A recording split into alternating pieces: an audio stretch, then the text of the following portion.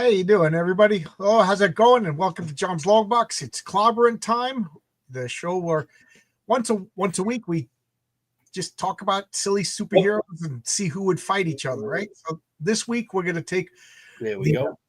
pretty much the original New Teen Titans and the original New X-Men. So the rules are for this one is if they weren't drawn by George Perez and if they weren't drawn by John Byrne, don't include them. So we're not gonna have Marrow on the team, and I'm trying to think of Gambit, things like that. Yeah, no, I wrote them down. So we got the original New X-Men and the original New Teen Titans battling it out. So as always, I'm here with Marcus. How you doing, Marcus? Good. How are you guys? How's everybody doing? We'll do the usual filibustering until people show up.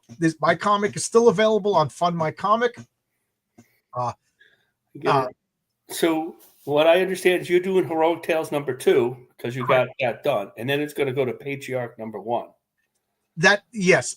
If Heroic Tales #2 does well, a lot's riding on Heroic Tales. I think it's time to spin the Patriarch off on his own comic. So what if you did Patriarch #0? That would. Yeah. Well, maybe I'll reprint Heroic Tales, half of it, and make that like an ash can. Yeah, that's not a bad idea. See, we'll see if people want it. You know what I mean? Who knows? We'll see what people want. But so yeah. Since I forgot I even talked about it already. So this is my new thought: is that if Heroic Tales #2 does well, because it's Renzo is finishing up drawing the Patriarch right now. He's got a couple of outstanding commitments with RJ of the Fourth Age and Aaron Sparrow. So Renzo's got a billion commitments. Yes, I was like 50 man. So we're about 50% done with the art of nice too. So when we launch, I want to be about 60% done when we launch. If it does well, if it's received well, I would like to do for my third campaign to do the Patriarch #1.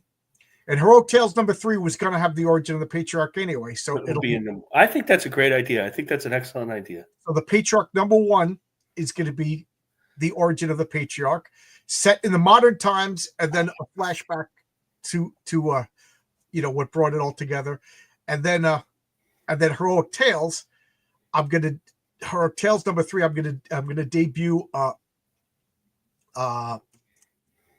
the Raven, and I'm probably going to do the follow-up story to Mary Sue, because the Mary Sue story is going to end kind of on a like what's going on. And I think because I wanted to tell stories in certain order, so now I'm kind of like I went full circle, because I wanted Heroic Tales to be a rotating 2 stories with different characters.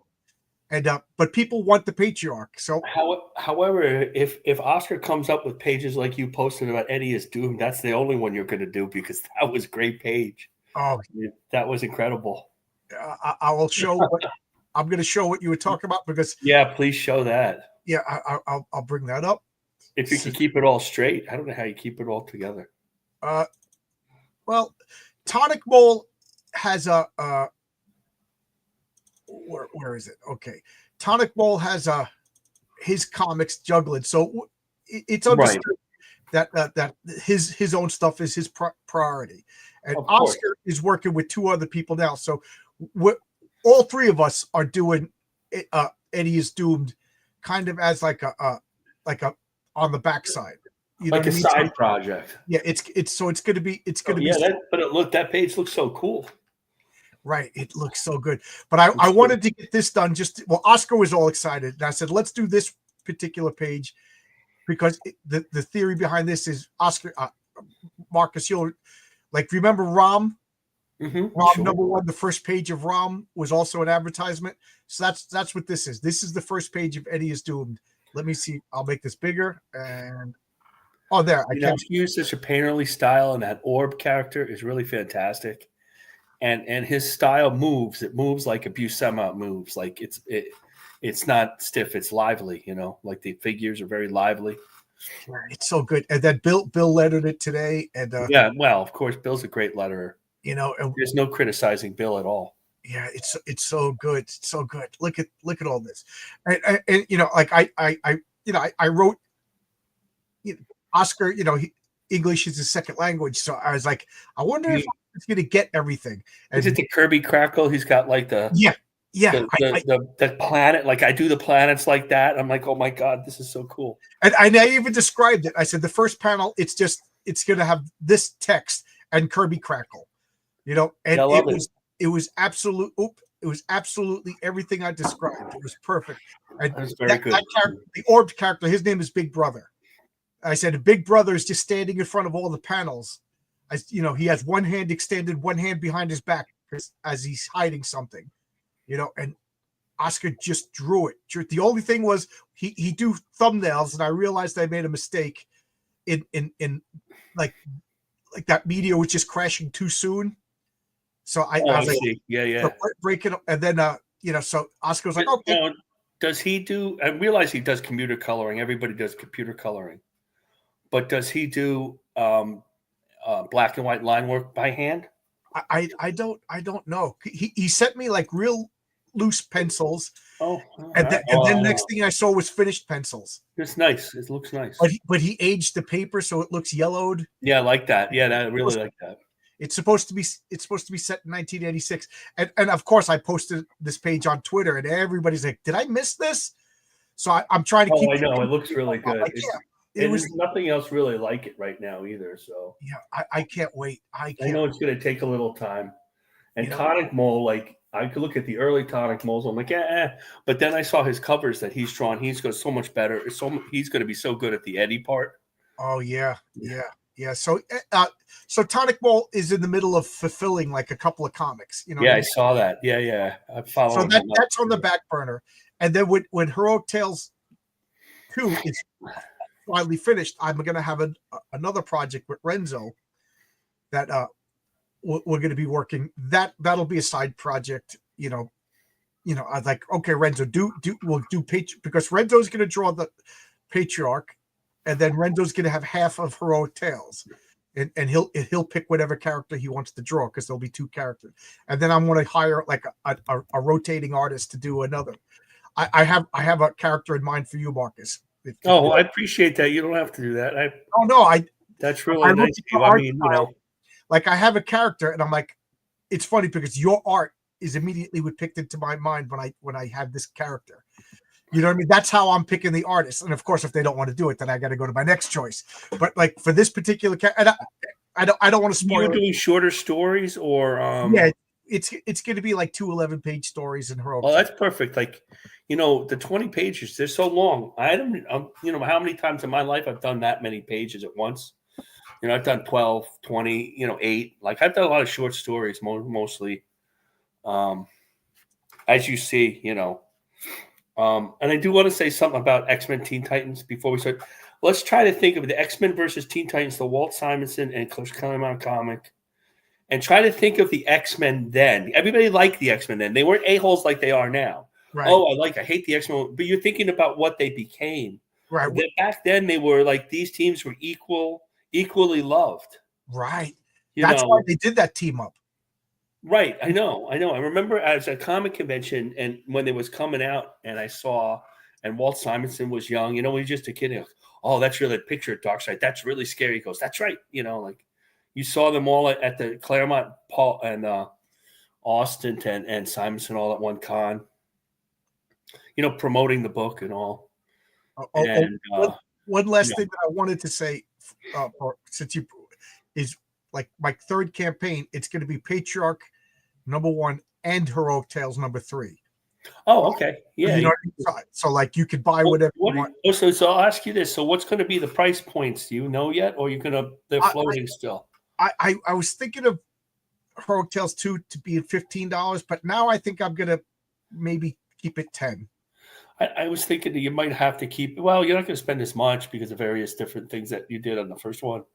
Yeah, probably better to keep it like marketability wise the same. You know, I like a 50% price jump. I don't know. So I know the interest already $16, but I think I might change it back to 10. If you said you're doing a special annual at 64 pages, then you're allowed to do a price jump, you know. Right.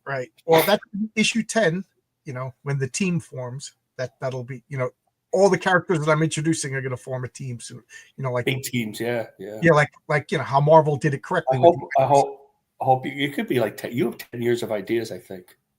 Yeah, Why am I so dark? I got so much. I know what I'm thinking tonight. I'm going for the Teen Titans because it's better than the X-Men. With something that I hate most about the relationship, Donna Troy is my favorite.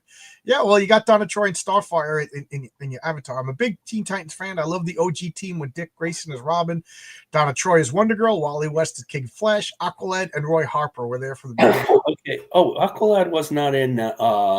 Aqualad and Roy Harper were not on this team that fought. They were in the original Teen Titans. No, I know they were. They weren't in the new Teen Titans. The original Teen Titans are created by like Bruno Premiani and like the Doom Patrol people did it. Forgive me for mispronouncing your last name. Big Uncanny X-Men fan. I recently tried reading the new Teen Titans a while back. Couldn't get into it. Okay. All right. But thank you for watching, Christina. It's good to see new names. So, we've been anything you want to filibuster about before we begin? No, we could talk about getting into that. I always was an X-Men fan. And when Perez went over to DC, I'm like, I was a big Marvel fan. And I was like, oh, I'm not going to follow him over. What's he going to do, So I didn't follow him to Teen Titans. But later I have all the trades, like the first 5 trades. Yeah. So I know the characters. I was with you. I was a Marvel guy. I didn't follow Perez. Probably should have followed Perez, but I wasn't crazy for like Romeo Tongal inking him so plainly. After Pablo Marcus giving him a little edge, I'm just getting a picture for the John Byrne X-Men, but I wouldn't touch DC Comics back then. Like when you're a comic book fan in my house, there was always comic books, and my brothers would pick them up, friends would drop them off. So I had DC Comics, but I wasn't particularly a fan of them. But I just actively did not get the Teen Titans when it came out, and then the buzz was so good that I went. I think I started collecting. I think the first issue I got was 12. Well, still, that's pretty early on, yeah. And then I went back, and I'll never forget. I went to a comic book store, and it was I paid $16 for Teen Titans #1 in like a hard plastic, not CGC, like you could slide. I know that hard. I love those. Yeah, Mylar. I forget what it was. That Mylar bag. Yeah, and I'll never forget. For like 5 years, I was like, I can't believe I just spent $16 on a comic book. It burnt my butt. But now I buy things like this. Matt and I first printing new new Teenage Mutant Ninja Turtles number 2. So there you go. Insane person. $16 was a big purchase for a comic book. Doom Patrol is another one of my favorites. Yes, I love almost all incarnations of the Doom Patrol. I'll say almost all incarnations. Okay, so we got people watching now. As always, this is an open invite show, and the more people who join, the better. The more, the merrier. And it's fun when we have different opinions and battle it out, and it's always in good fun. So this is the link. Pop this in. For anybody who's never done that before, if you pop on the link, turn off your YouTube. Otherwise, we'll have like an infinite echo loop, and we'll get sucked into a multiverse. And you never know. In that multiverse, it could be, I don't even go on YouTube when I'm on Don's show, the studio, because he drops it in the room. Oh, speaking of which, tomorrow you'll be on the studio over at Don's channel. What are you doing in the studio? I forgot what we're drawing. Okay, so we're drawing Christian Sappho's characters. I forgot, Braxis or something. Oh, cool. It's a lot of superhero stuff. It'll be cool. And for those of you at 7:00 tonight, I talk with Sandy Peterson, a designer of some of my favorite board games and Lovecraft freak. So all I said was hello, and he talked for a full hour. Well, that's good. It was amazing. It was amazing.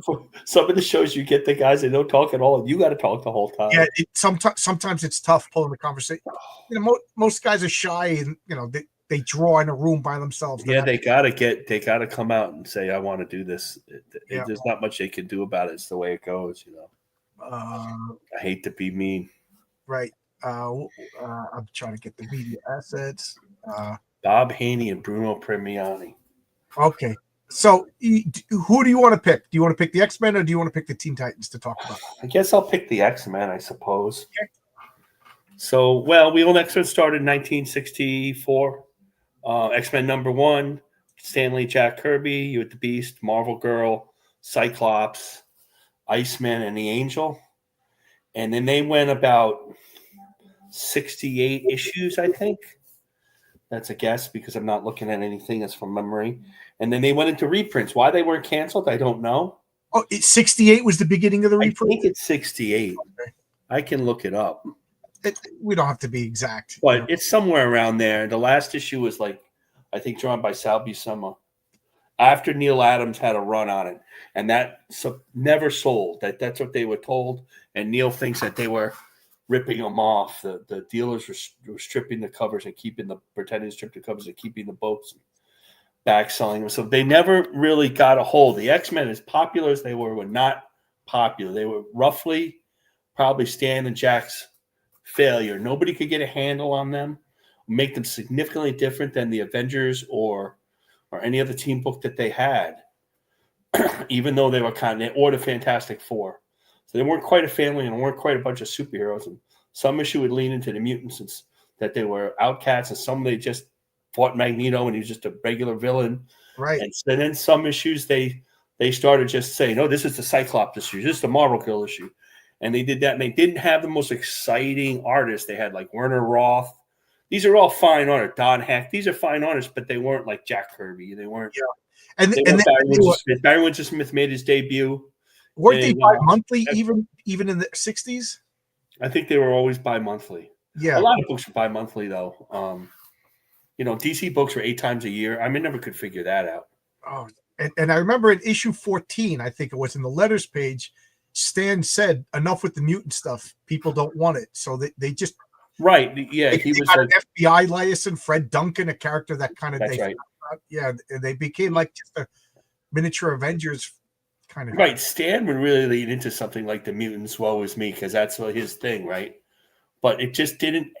And they all had this, and they tried to give them all separate costumes. They all had the same costume. Like if you guys remember the New Mutants costumes, that's what they wore. Yeah. And you go back and read them, you're like, why did this fail? It's kind of unique, especially the first 20 issues. But it didn't catch, and they were canceled. So they were canceled for years. Like 1969, 1970, they're canceled. Then they started guest starring in the Marvel Team Up, and they were in Captain America and the Secret they were Captain America, like 3 of them at a time. And they were finally, Magneto would be in the Avengers, and finally he was in the Defenders, and they made Magneto a baby, and they kind of reintroduced all the characters. And as it goes along on the back thing, Len Wein had the idea of doing new X-Men, and they were going to do them diverse. They would call it DEI these days. They were going to take X-Men from all over the world. And then they had Giant Size X-Men #1, the famous Giant Size X-Men #1, and where it tells you where they went to Africa and they got Storm and Russia, and they talked Peter Rasputin, Colossus in, and the Canadian was Wolverine and Nightcrawler in Germany, and they all had them come back to Salem Center in Westchester County to begin the new X-Men. They went and fought the Krakoa, which unfortunately they ruined, the big monster. Because professors would gather them all back up with Cerebro to fight to save all the old X-Men, the Angel, the Iceman, Polaris, Havoc, all those guys. They did that, and then there was like billion X-Men, and the only main X-Men, the old X-Men that lasted were Marvel Girl and then Cyclops. Right. So the team you see is a team that started right about issue number 9, and then they started again. It ran reprints all the way up to 93, and by 95, you had this team after the death. That is really weird that from 69 to 93, they reprinted. They just reprint. I don't know why they did that, and they also did it at the same time. Sergeant Fury was a reprint every other issue. That is really weird. I mean, for a long, not all of that time, but a lot of that time is really weird. I'm not sure why they did that. Well, they also, now that you think about it, like Kid Colt was reprints too, but yeah, that is bizarre that they reprint. I guess sometimes with new covers. Yeah. Oh, I just didn't realize I have a scrolling banner for no reason whatsoever. There you go. Telling no information. Yeah. So this is the team. That's about 1976, I think. and then Dave Cockrum did a couple of years, and finally John Byrne took over issue 108, and they got more popular, a little more popular. They went bi-monthly. They could never go bi-monthly with Dave Cockrum. He was way too slow to, even though he designed most of these costumes. Dave Cockrum, and he also designed a lot of the Legion of Superhero costume. Well, all these characters that he designed that are X-Men are supposed to be Legion of Superheroes. Between Storm and Nightcrawler. Nightcrawler was his favorite. So if you went back and read the reprints of like 95, 94 to 107, Nightcrawler's the star because he really liked Nightcrawler. Yeah. But when Byrne took over 108, Byrne didn't like Nightcrawler. Byrne liked the Canadian. He liked Wolverine, and Wolverine became a star. Yeah. And the secret that I read, I have a big Tomorrow's book of Dave Cockrum, which I haven't read because I'm reading a Don Heck book. But I did look through some of it. And the reason why Dave Cockrum kept doing the covers, but he was the cover artist and layout artist for Marvel. And because he didn't really like Byrne that much, he did the covers instead of Byrne, costing Byrne money that whole time. Oh, just to F you? Just to kind of because he can do just to kind of jab Byrne, because Byrne would come in and be his arrogant self. And Byrne never said anything bad about Cockrum, but they never warmed up to each other. But so you think it's bad? That stuff goes on all the time. Yeah, anything that's going around here is bad. It's all the same. If there's a Twitter at the time, we'd know all about it. Oh my God, it would have been awful. Yeah. So finally, this is a team that fought the Teen Titans. There's not much else unless you need to know the origins or powers, but I imagine we'll get into that. You want to give us a roster of the characters? So the roster that's going to be Cyclops, Storm, Nightcrawler, Kitty Pryde, Colossus, Phoenix, and Wolverine. And this is when there was true team. Nobody was broken out into big star yet. Wolverine just about had his first miniseries with Chris Claremont and Frank Miller just around the same time. In fact, I think it's the exact same time. And so he was a star, and the X-Men were not drawn by Byrne by that time. It was Paul Smith. And they really made a lot. They really were a big number. Were selling a lot by Paul Smith. It grew during Byrne. Byrne didn't make all the money. The people, Cockrum and then Smith afterwards. By 200, then they were the biggest thing. I don't know if Joe Dog means when he says John. I love Wolverine. I love all the new X-Men. I don't know what. We see what they've done to these characters. Wolverine was overdone, just like the Punisher, and he's got a billion. But at this time, we love these characters. These were the characters. I love the X-Men, but I just don't. But how they became whiny hypocrites after a while. Well, but you caught on to that way earlier than most, so there's that. At this point, I'm going to say up to 200. Oh my God, I couldn't get enough of the X-Men. The X-Men launched careers of Claremont wrote it the whole time, but they literally launched all these artistic careers. Byrne became a legend with the X-Men. Dave Cockrum became known. Paul Smith is still a legend. He hasn't even done that many comics. And then John Romita Jr., and Mark Silvestri. And then Mark Silvestri first, he really was a monthly. That guy could draw a monthly comic, like years, just like anybody else, just like John said, Mark Silvestri could do a bunch of comics. And Jim Lee, Wills Portacio, even Rob Liefeld on the sister book. This is the book that launched all these careers. You could argue that Perez was already a star when he went over to DC. He didn't, Would you say that the issue where Wolverine fights the Hellfire Club was the issue that just launched him? That really,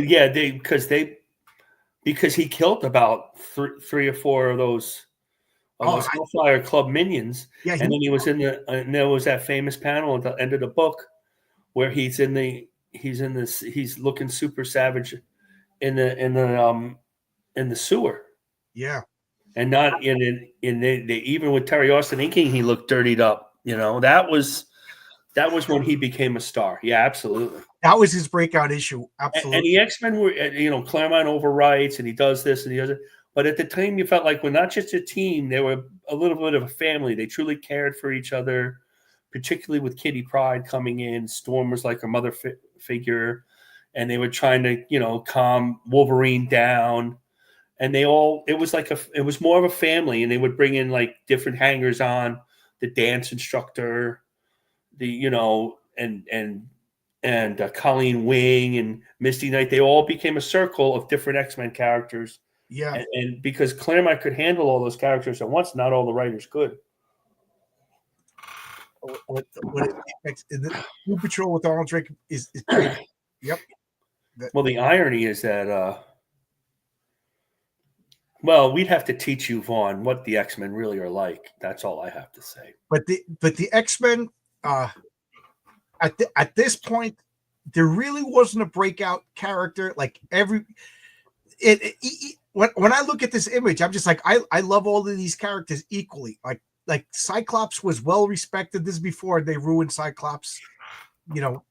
When to me, like, he's never recovered from X Factor 1. When he left his wife. Oh no, he never recovered from that. That was bad. That was really bad. I don't know who thinks of these things. And these are the people who did this were like Jim Shooter and Bob Layden. It wasn't people we dislike. Right. Right. Like I always thought X Factor was just a bad premise. It ended up being a pretty good comic, but it was a bad premise. Well, it evolved into a good comic. The first 20 issues or so. I don't think it's okay. I mean, it wasn't a bad comic. Like, we look back on comics today, past the crowdfunding comics, which we read.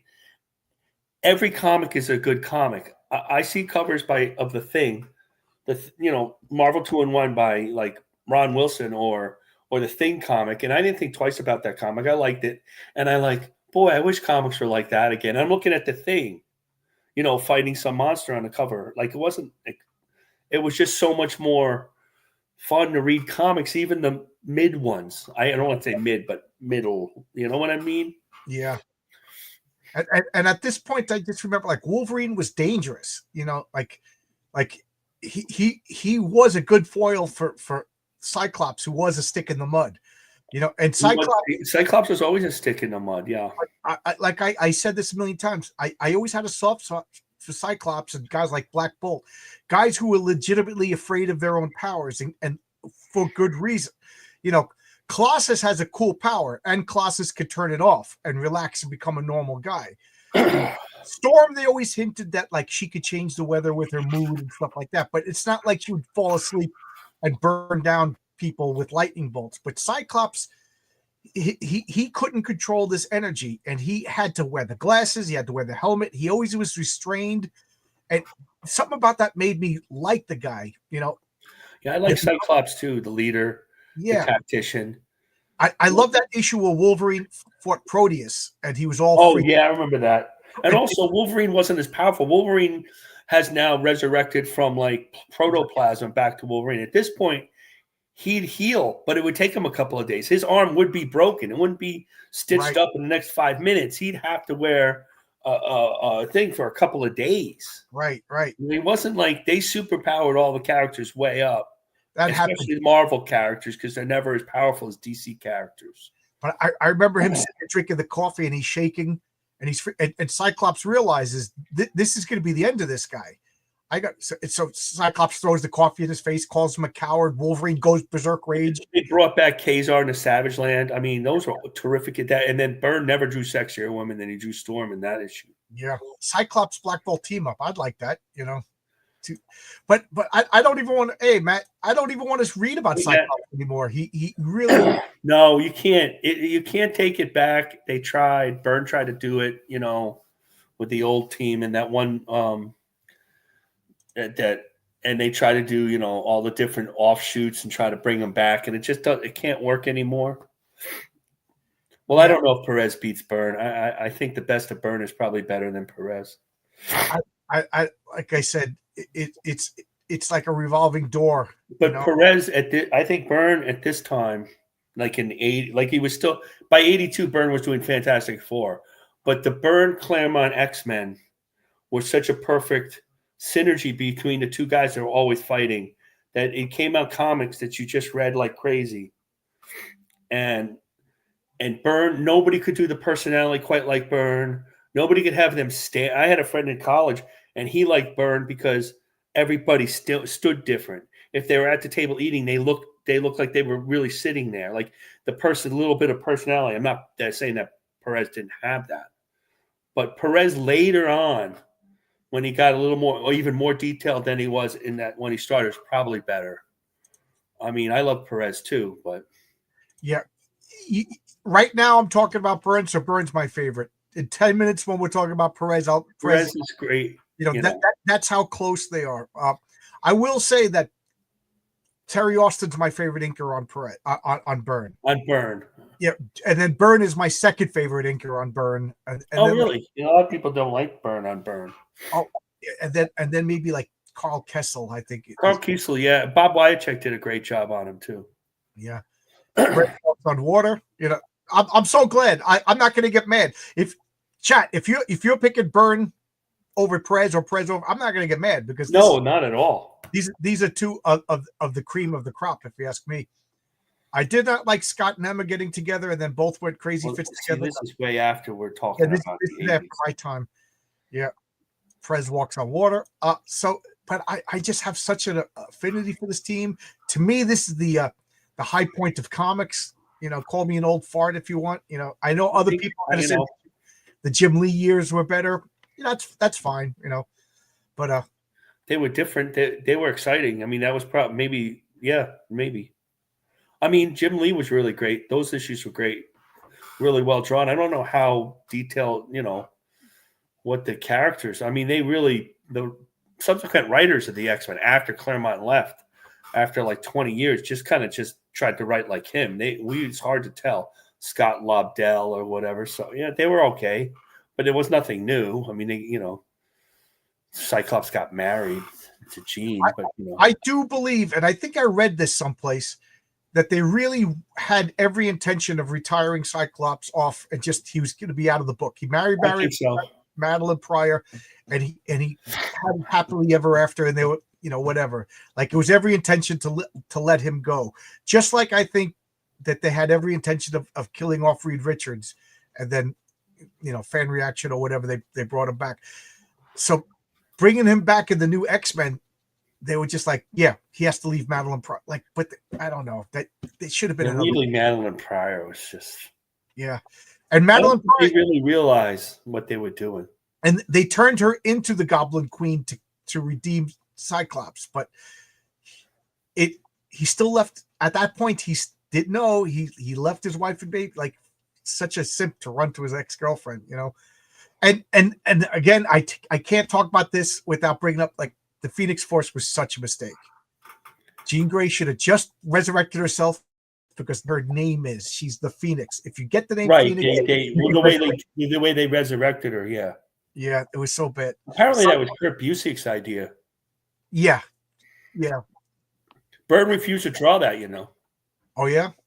Yeah, so they had Jackson Geist draw it, and he ate Byrne in those pages of Fantastic Four. He refused to draw it. He didn't believe that Jean Grey should come back. Oh, really? He was really angry about the whole thing. Because in my memory, John Byrne drew it, but he didn't. Nope. Oh, I got it. Yeah, Jackson Geist drew it, but he did it in John Byrne style. Oh, okay. And he could get really close. He got really close. It's hard to really tell. Well, I'm a Marvel fan, and I like Perez because my first comic book is the Fantastic Four with I kind of think of Perez as a Marvel artist as well. Yeah, and I'm reading these Deadly Hands of Kung Fu for the first time. That has Perez. That's his first Marvel work. As a Marvel fan, I prefer the Fantastic Four over the X-Men. Me too. I as much as I love those X-Men, I love the characters of the Fantastic Four. And it all boils down to, because when I was a little kid, people bought me Fantastic Four comic books. I had like a little 10-cent digest of the Fantastic Four. You know what I mean? Oh, Marcus is leaving. The Perez Titans run is pure comics, and Perez's art on the Avengers is the GOAT. Well, I think well, we could go, but I think that that like Claremont was a better writer than Wolfman. So in a lot of ways, not on the Teen Titans, he did his best, but some of his other things, he wrote so many more. He wrote so many characters. Yeah. So this is the new Teen Titans. I just realized I shouldn't have drawn this picture because it has Jericho in it. So get rid of Jericho and turn Jericho into Kid Flat. I hate Jericho. To me, Jericho, remember they don't say this term anymore, but jumping the shark. when they introduced Jericho, that was like jumping the shark on the new Teen Titans. And even though I hate Jericho because he has blonde hair, I love this guy who has blonde hair. This is T-Bunny. How you doing? I would call it red hair. I know, but it just made the joke funny. How you doing, Cooper? I'm doing all right. We were just about to talk about the new Teen Titans. Do you want to have the honors to talk about the new Teen Titans? Don't really know Okay. whole ton about them. I know. I mean, this is like the classic lineup, but so the new Teen Titans, they had a comic in the 60s. And I think, did they debut in the Brave and the Bold like the Justice League? I forget. So they debuted and it was the sidekicks. It was Wonder Girl, and I didn't know this until just recently. Somebody in the chats told me that Wonder Girl, maybe it was you, Marcus. Wonder Girl was created by an editorial mistake.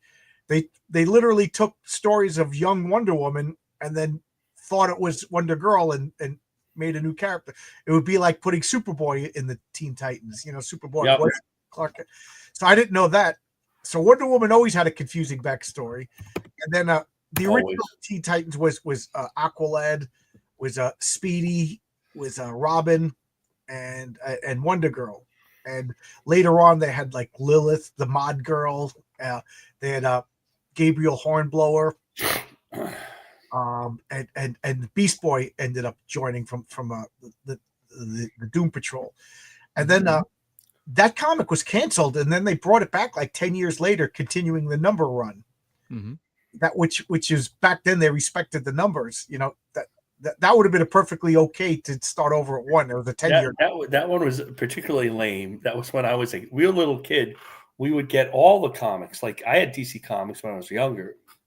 I didn't go over to only Marvel for a long time, and I remember those. Those were they would have the first Harley Quinn, which was Joker's daughter. Yes. Yeah, and she wasn't a lesbian. Yeah, she's a forgotten character. The original Harley Quinn. That's right. The original Harley Quinn. Dula Dent, wasn't that her name? Yeah. Oscar says one of the best Avengers run was Perez's art. Absolutely. Nicholas Greer says, "Have you seen the X-Men pages during John Byrne on his own page?" Yes. Yeah. It would be cool if Marvel made a deal with him. Producers, yes. Marvel asked to buy them, and John Byrne doesn't want to. He doesn't want to deal with Marvel. I think it was pretty close. Yeah, and I think something about they were going to rewrite it, and he doesn't want the anchor, something like that. Oh man, you didn't get a notification? He did 3 years, 1 page a day on his website. Jericho, yeah, I don't like Jericho. Who had more powerhouse characters in the first time? New Teen Titans. Well, we'll get to that. We'll get to that. I'm looking at it. I like Jericho. Oh, I'm glad you liked him. Yeah, refused to work with Marvel. Everyone has a price. Teen Titans is an awesome title for a book. Yes, it is. So they were the sidekicks of the main. They put them in their own comic. They fought like the Mad Mod, and it was all like swinging 60s stuff. Oh my God! Nick Cardy did all, and the original had a hand in all of the first run of the art. He inked Neil Adams on that. I put in a bid on eBay for all of the original new Teen Titans, the original Teen Titans comics from issue 1 to whatever it ended up. And I just put it back then. I would just $100 and then forget about it. Like if I won, I won it. If I didn't win, I didn't think about it. And I won. And I got a long box full of all of these comics. And I just remember opening up the long box mailed to me, and a piece of loose leaf. It said, "Man, you really screwed me over." Sorry, dude. Sorry. I guess people didn't want it, but that was one of the best deals I got on comics. That was fun. So anyway, they started. I forget the exact year, but they brought the new Teen Titans. Mm-hmm. And it was Marv Wolfman, George Perez. 1980. It was 1980, and it was the original. In Central Park, the Gordians were fighting space battles, and Starfire debuted. She was new to the comic. Cyclops, Cyborg was new to the comics, and Raven was new to the comics. And it started out like a spacefaring adventure. They got Starfire, but what really kept the team together behind the scenes was Raven, kind of manipulating them emotionally to keep them together because she knew the big baddie Trigon was going to attack her father. And man, right from the beginning, you knew like everybody was raving about it, and this was a perfect example of competition makes everything better, because they were directly trying to make a comic as good as X-Men, and Well, they basically around this time they found this core between Dick Grayson and Corey, Starfire, right, where she had this like positivity and this nurturing aspect to her, and she was a soft touch, and she was kind of a warmth. And then you had Dick Grayson, who's raised by frickin' Bruce Wayne to be a soldier, and so you had that kind of like militaristic mindset, and then you had this nurturing kind of energy here, and somebody like Marv Wolfman was able to really make some magic with that. I thought I want to get this picture here to get it to more accurate to. I just always like this is the second New Teen Titans #1, the Baxter. This was direct market to the. That confused me when they did that. I think that was not a good thing for the Teen Titans to split the book up like that. Well, they also had two editions every month, and one of them was set in the future. So it was DC always has great ideas and then executes them poorly, like Crisis on Infinite Earth. So I'm adding this picture because Oscar said Kid Flash wasn't in the New Teen Titans. Yes, he was. So this is the original team up. I think this is a redone of the cover. So Kid Flash was in the original group. Robin, Garfield Logan was called Changeling at the time. They changed his name from Beast Boy to Changeling. So I knew him as Changeling, and I didn't realize, but he has like a modified Doom Patrol outfit. I learned about the Doom Patrol from this early Teen Titans. Raven, of course, in the background. Starfire, the girl with the ray blasts, and Donna Troy, Wonder Girl. I think every comic book fan had a crush on Donna Troy, Wonder Girl. She was like the sweet girl next door who could also lift the Mack truck. And then Vic Stone was my favorite. I've always had a soft spot for what I call the Pinocchios, the guys who lost their humanity and always wanted to become a real boy again. Like I always pictured Vic Stone and Ben Grimm were off panel. They were drinking a beer and commiserating together, playing some cards. Was Vic Stone old enough to drink that beer? Yeah, well, that was just another thing. Is they were I think he was one miserable guy, but they seemed older, when they I know when they're all fighting interdimensional demons and Greek gods, they can have a beer. I think they were all 18 at least, and then they're probably drinking age was 18 then anyway. Back then, not nowadays. Yeah. Well, so, I think the Justice League movie actually did a decent job on Cyborg. I mean, in among all the crazy, and stuff that made you like cringe, there was at least that part that they got right. Wow. That dual that person trying to find their way back to their humanity was pretty close to how I imagined Cyborg would be. Yeah, like I said, the Pinocchio, lost it, and because that, like, one thing that all these Pinocchios always have in common is that they act tough, but they're really, really sweethearts once you could penetrate their armor. Like Cyborg, he always acted cool from the hood and stuff like that, but then like he really was like not a pushover, but he was he had a soft side. Yeah, like Ben Grimm. Hang out with the kids and all. Yeah, I think Cyborg was yes. So I was going to say the difference between Cyborg originally, it was like an inverse on his parents were nerds, and he wanted to play sports, but he got into school on a scientific scholarship, but his parents were busting his chops because he didn't study. He wanted to play sports. Well, his father was basically Dr. Frankenstein. Right. His father was, they both were, the mother and the father. And I remember that he was good at the sport. He was good at sports too. But he was also very smart. But I think there was like issues that his parents were cold or whatever. But what I really loved was his grandparents were vaudeville comedians, and so they were soft, sweet, like loving grandparents, and then their kids their son.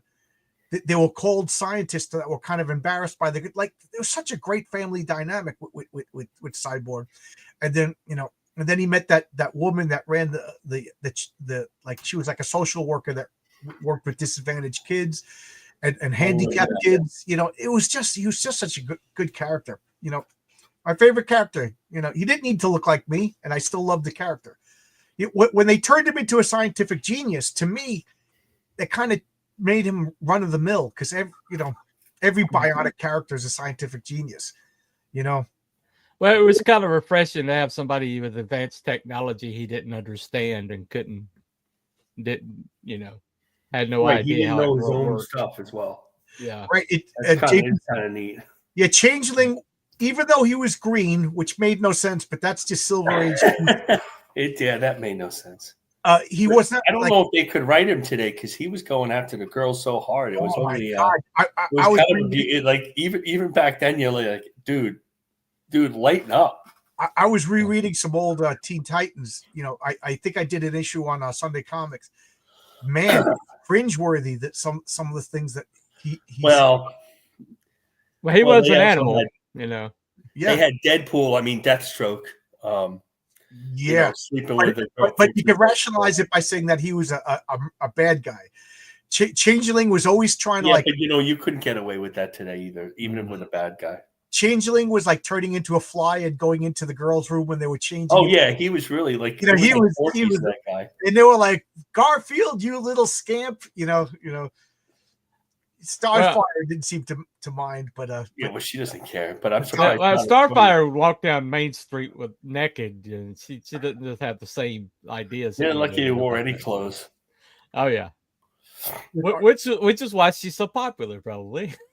I read that. Yeah. For me, the amazing genius thing about the new Teen Titans was they covered all the genres. Like, I'm looking at this picture, and I'll start with Starfire. So Starfire was spacefaring, so you could do space adventures. Then you have Raven. You could do demonic, other dimensional sorcery stories. Then you had Wonder Girl. You could do Greek mythology stories. You had Cyborg. That was scientific, high tech stories. Garfield, Logan, and Kid Flash overlapped in that they did Silver Age pure superheroic stories, and then you had Robin, detective stories, grounded street level stories. Everything worked. Everything worked in the Teen Titans. Like, one issue they were literally fighting a demon, and the next issue they were dealing with the Greek gods. And that's one of the things that people don't understand about making like team ups is the more story variety you have, the more ability to more categories you can delve into, the better your book's going to be. I see so many books, I see so many like team up books now where everybody is like in this narrow genre and they all think alike, they all talk alike, and there's like everybody agrees with one another. Oh, you're fabulous. No, you're fabulous. No, you're fabulous. Oh, yeah. Toxic positivity. But back then, you'd have somebody like Cyborg who's like super serious, and you have Changeling who can't be serious, and you'd have those two like bouncing off of each other, in the same team. But every once in a while, they did have like Changeling like sad, you show like. Well, Wally West always wanted to quit. What's that? He always wanted to quit being a superhero. Somehow he thought his life would be better if he's just a regular guy going to college. Yeah. Meanwhile, he's super fast. What a moron. Yeah. But that was who was the one who kept it all together was Robin. And he wanted to keep Wally on the team as long as possible. And Wally, he kept quitting and coming back and quitting. I wonder, like, did they do that because he was just too powerful? Well, that Flash at that point wasn't the Speed Force Flash that could do everything. That was like the regular Flash, and they would do silly things like he could run on water or do his hands like that and stuff that they didn't really. He wasn't as powerful as he is now. Like I like. He always thought he was underpowered. He wasn't as fast as any of the other Flashes, and so he always had like an insecurity about that. That's right. But Titans is clearly a copy of the X-Men. Yeah, You know, I like it with Robin better than Nightwing in a way because I just like Robin. I like the colors. You know, obviously he had to like get away from Batman and become Nightwing, and George Perez designed the world's worst disco. Worst uniform. It wasn't one of George's best. George Perez. I'll put it nicely. His good designs are the exceptions. If I could draw anybody's costume and make it look cool, but most of his designs, with the exception of Starfire, Raven, and Cyborg, you know. Well, far be it for me to like denigrate a legend, but George, nobody looks good in the opera collar. Nobody. Yeah, they used to call. Well, no, I think the Vision looks pretty good. Oh, I take it back. No, Doctor Strange. He's the Adam Warlock looked pretty cool in the opera collar. Yeah, but those are like outer worldly characters. They're not on Earth a whole lot, like Doctor Strange. Right. So you could accept that wacky thing that went like this. I guess Iron Fist. Iron Fist looks cool. Why would Iron Fist have that collar? I do wonder why Gil Kane put that on there. Yeah, I get you. Okay, so evidently some people do. I just count. Oh, but you're not wrong. You're not 100% wrong. I don't know if it's good for Nightwing. I'm crawling Gotham's New York streets on top of Bloodhaven with a giant collar on. Does not make a whole lot of sense, right? No. At night. Really. So. And Jericho's costume is just horrible. Nobody liked Jericho. Nobody liked and Donna Troy's husband. What's his name? Nobody liked Terry Long. Oh my God, that I would have accepted Mephisto doing one more day with Terry Long and that's like what was Marv Wolfman thinking? Terry Long, but it's the 80s. Like the one thing about Perez, and Byrne was like this too in the 70s as well. But the fashions of the time, like they come up with perms and weird beards, like because it was the 80s, Yeah. And they still had like Byrne, who used to draw all the characters, these huge bell bottoms, and so some of it's do we really notice it back then so much? The real 80s fashion was a lot worse than the fake 80s that we imagine the 80s to be. Like when we have a TV show set in the 80s now, there's an 80s style, but the real 80s was like the worst of the 70s. You had bad mustaches, like you said, bell bottoms and fros, and Well, I don't think anybody paid attention really to being fashion forward until probably Billy Tucci's She. I think Billy coming from a fashion background, coming into comics, he went to fabric school. Yeah, and so when people saw She and saw how sleek and how elegant and how like well appointed her costume was, and then suddenly there was like a sea change after that. But before that, everybody was pretty much ugly. The first time I started noticing like fashion in comics was John Byrne. At the time, his wife, I forget, either she worked at a fashion magazine or she was a fashion designer. I forget exactly what her capacity was, but she started designing regular clothes for his characters. And now, like in Alpha Flight, I remember Heather Hudson. She had like a Mickey Mouse sweater on. Right. And I was like, oh, wow. Like, because they just had generic yellow shirt, purple pants, like everybody, red shirt, blue pants, like nondescript. And then when he went into She-Hulk, he really made a big point of like, he really did. She-Hulk, yeah. But you're right. They Gil Kane, I don't know if he smoked or not, but I picture these guys with cigarettes. Well, that's exactly right. So drawing whatever they draw. So a lot of the artists that were in the 50s and the 60s, they updated all their files to the 70s, and then it stopped.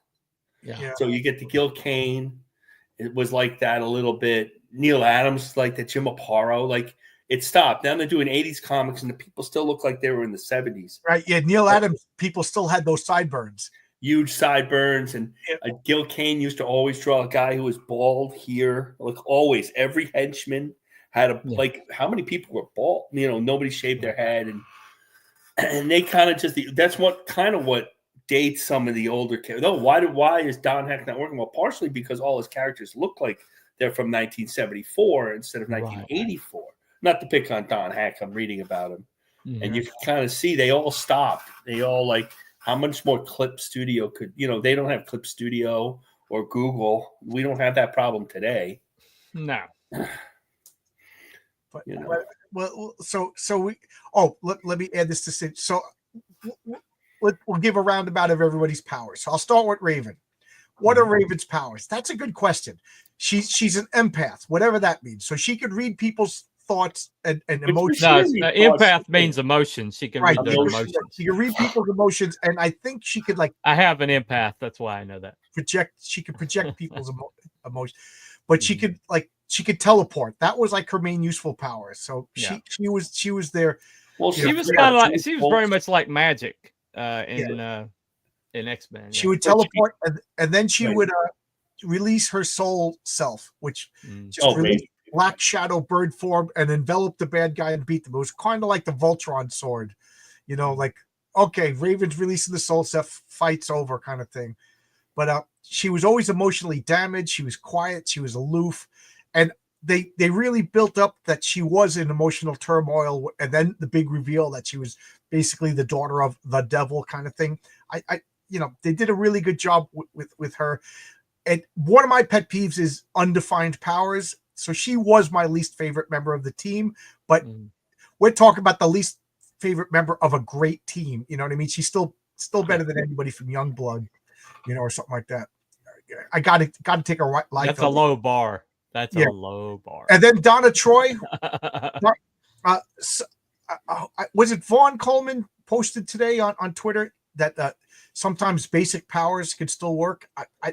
There's a reason why basic powers are popular is because they work. Super strength, vulnerability. Those are great powers and they're perfect for comic books. Now, there's a reason why Invincible, I don't think this is a stretch to say Invincible is more popular than Raven, because you can define those powers. You normies can understand. His costume too, Invincible. He could fly. Bullets bounce off his chest. He's super strong. And then when you talk to a normie, what could Raven do? Oh, she's an empath. Well, I don't know what that word means. So, basic powers are popular. I think for telekinesis, I would consider a basic power. People can understand. I can move things with my mind. But Wonder Girl, she's got basic powers. She can fly. She's super strong. She's got like limited. She's Wonder Woman, and was she as strong as Wonder Woman? She was the power. Although Starfire was strong and had force bolts, right? But Wonder Girl was more powerful. But I think Starfire came off as more powerful because she was more aggressive. Right. Wonder Girl was there was a pretty strong team, but I think she was the strong man of the team. Right. She was have to have the official stuff, super strength. She could fly, although nobody knows how Wonder Woman or Wonder Girl can fly. And she had, Nick Cardy designed that great costume that nobody will change. And I guess she had some sort of lasso. Right. She had a lasso that was equal to Wonder Woman at whatever. They never really said it was weaker, so I'll say it's equal. So she's basically Wonder Woman. Maybe she has to be a tad lower, because she has to be. Yeah, that has to be my rule. If you're the junior version, you have to be a tad lower. That's my rule. Then we have Cyborg. Cyborg, super strength. He's got bulletproof. Like that white is not cloth. That white is a material, promethium. And I love the concept of promethium. It's a metal that regenerates itself. So it's the DC version of like adamantium, but it's not as durable. It just heals itself. That is so freaking cool. Promethium. And he's got the white noise projector, which is like a sonic blast. And then he's got all these different modules. So he can make the whatever gadget out of whatever he needed. Yeah, I have a character that does white noise, and it's more powerful than most people realize. Yeah, and one thing I did like about he would only put that sonic because it wasn't a ray, it was like a radius. So like he had to make sure that the rest of the Teen Titans weren't going to get affected by it. So it was kind of cool that it had. It's also a tech interface too. Yes, he could be like R2-D2 and stick his penis. He could also be the strong man of the team. Like, this is the thing about the Teen Titans. They had a lot of strong. It wasn't established that was his penis. It wasn't established that was R2D2's penis. But he doesn't. But So- Cyborg doesn't have a penis. That was No. established in the movie, right? That's true. That's true. Yeah. And then we have Garfield Logan, who was Changeling, who's back to Beast Boy. He could turn into any animal. And I always thought, but I don't think they ever stated it, but the bigger the animal, the more strenuous it was on him. Like he would turn into a dinosaur every once in a while. But But like, what did it in the team? Why was he even there? I mean, what was the point other than being a pain in the ass? well, he I mean, his powers, like, oh, you have 2 or 3 characters that can lift a truck and throw it 100 feet and go, and Donna Troy might be able to go toe to toe with like the Hulk or something, and he's going to turn into an elephant. Yeah, big deal. yeah, but it's still visually cool. That's true. It It was green too, so it was like Right. it was like St. Patrick's Day. at least because I'm reading in the original. Well, you add a tiger to any fight, and that's a game changer. Okay, it's a game changer. I'm reading the Or original Patrol or where girl. he debuted. The animals had his face and his hair. Well, in the Doom Patrol, he's a powerful character, though. What's that? In the Doom Patrol, he is a powerful character. Right. You But- know. But he saved the day. Like he would turn into like an electric eel and shock people. He had clever uses of his animal powers. But and then Robin, he was the leader. I love when the weakest member, the least. And when they did the Super Friends, they turned him into the Wonder Twins. So there you go. That's true. Robin was he was like the streetwise, charismatic, strategic leader, and he was also super smart. He's Batman Jr. A tad weaker than Bat. I don't think I need to. explain. More athletic, more gymnastic, and Batman always lauded him for his ability as an he was an acrobat from the day he was born. Then we got Kid Flash again. This was pre Speed Force, so he was super speed. He could rotate his arms and make like vortex blasts. Right. He couldn't. He'd have to go on the speed treadmill to change to time travel. Right. Or go to different dimensions. Remember, He wasn't a scientific genius like Barry, so I think that was like a thing that bothered him. He was a little bit more like he was basically a Midwestern farm kid that became a superhero. Good. I always like. I love this costume. What a great costume! Isn't that a great Yeah, costume? I like that mask with the open. Yeah. Well, my character has that the mask with the open hair. Yeah. So I like this The costume. lightning bolts, just so cool. That is such a. It's really Well, Flash's he- costume And he is could also cool. phase through walls. A very. And he was also probably the most insecure of the Teen Titans. Yeah, for whatever. yeah. Yeah. Well, Roy, killed people with a dead cat that one time. Right. Yeah. And then we got Starfire. On heroin, I think. Starfire. Heroin. Poor Roy. Roy got screwed. Roy Harper got screwed. Yeah. Yeah, a lot. So, First, said Denny made him an addict, and that just left it open for all these nut jobs later in the comic that make him the terrible poor guy. yeah, he was also the check magnet, Roy Harper, for whatever guy. reason. But Starfire, she's a princess from another planet. She's the on her planet. They evolved from felines. They're emotional. They're like warriors. If they love, they absolutely love. If they hate, they want to destroy and kill. Like she had to learn how to calm down and pull her punches to be on Earth. And all of the people on her planet can fly except for her sister. Her sister's Which she was both the most empathetic and also the most scary. yeah. So she would be the first was one on the say team 'cause she would be the Perez wanted first to one to talk. stop and salve a wound, but she's also be the first one to Right. She had push extreme a emotion. building over. So She was super strong. Like she could like lift a car, but she couldn't go toe to toe with the Hulk. She was like Spider-Man level strength, I think. And then she could shoot the star bolts, which she was literally being tortured by the Scions. They were seeing how good her solar power, her skin could absorb, and they overloaded her to her and her sister are the only two Tamaranians that could fire these blasts. So she was captured. she's the princess. She was captured by the Gordian slavers, became like a sex slave in Vega. Vega's this solar system that is basically a galaxy unto itself. There's like 12 planets, and each planet has life. They later on explained that the Scions interfered with the evolution of all the planets, but it's a whole galaxy worth of civilizations smushed into the Vegas. I just had a thought. Okay, how did Marv Wolfman talk it? Explain this to Perez. Well, she's a sex slave, and well, Perez is all into the featured. sex slave. Perez had some pretty strange okay. proclivities, and All right. Starfire in that costume and Irish Chacon were all right up his alley. Ah, And okay. Claremont was the weird one in the X-Men, and Perez was the weird one in the Teen Titans. Ah, okay.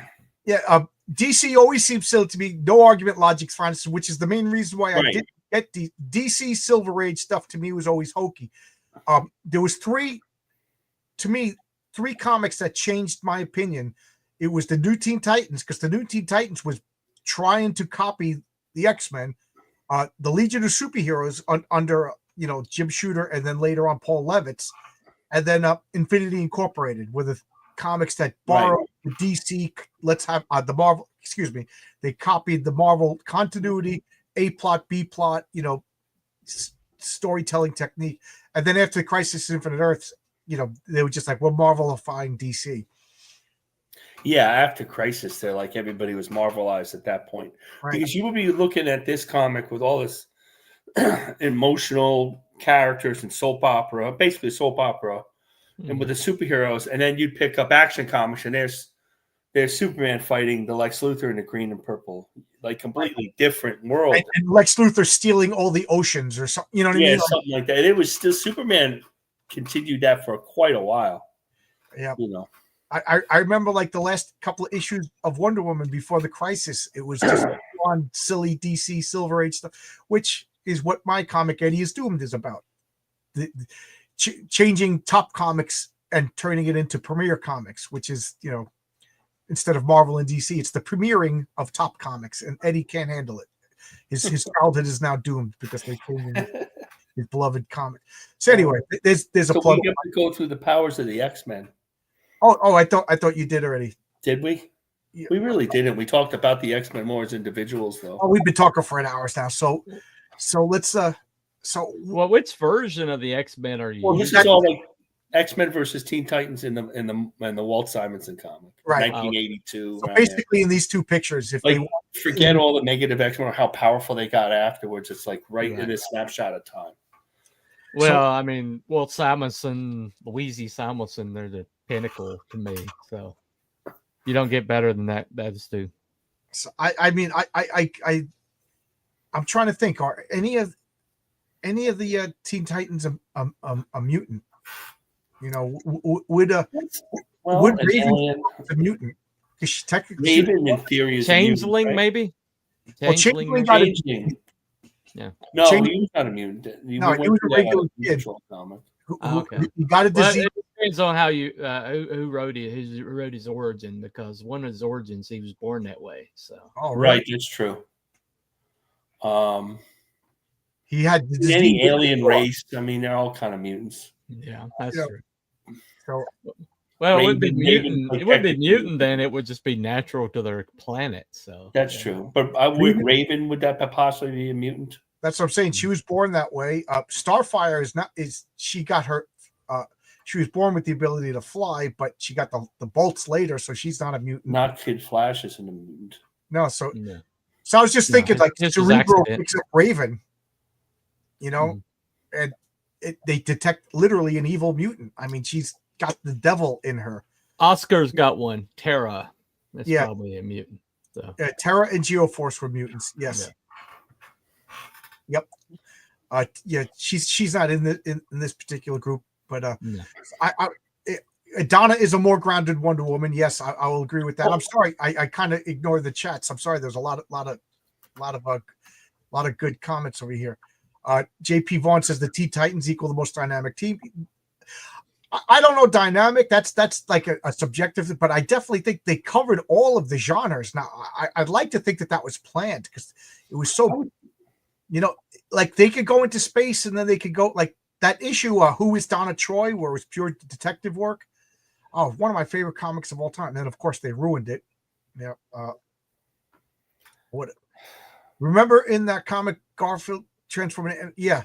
He went to Corey's plant and he transformed it to alien creatures. Yep. You get into the fight. If you look at the X-Men, they only have one. They have powerful characters, but their powers are completely different. Like they don't run the gamut, the exact powers as the Teen Titans. Cyclops has the force beams, and Storm is the power of the weather, which is more powerful than we think it is. And then Nightcrawler super. He's like a little less than Spider-Man strong, but he's super strong. But he's not a powerhouse like Colossus. So can Colossus and Donna Troy? Is that a tie, or is the DC characters stronger because the DC characters are always stronger? See, this is the issue when we do Marvel versus DC. The DC characters are almost always stronger. It's like that, like when Busiek and Perez finally did the JLA Avengers, like the only comic I have left, and I sold all my comics, and they switched worlds. And they realize how much more powerful the DC characters are in their world, and also they're hailed as heroes. And of course, they're not hailed as heroes in the Marvel, right? Just naturally stronger. Like if it was Colossus versus Wonder Woman, I would say no contest. Maybe Donna Troy, huh? Like Colossus.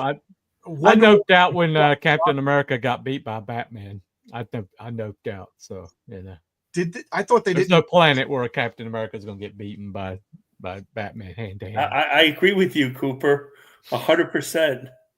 Captain America's the most DC styled Marvel character. Yeah. I mean, he's the one that fits my way of thinking into DC, the big boy boot, like Superman. Like Captain America should mop the floor with Batman, but then Captain America should go to Batman for help to solve a crime. Right.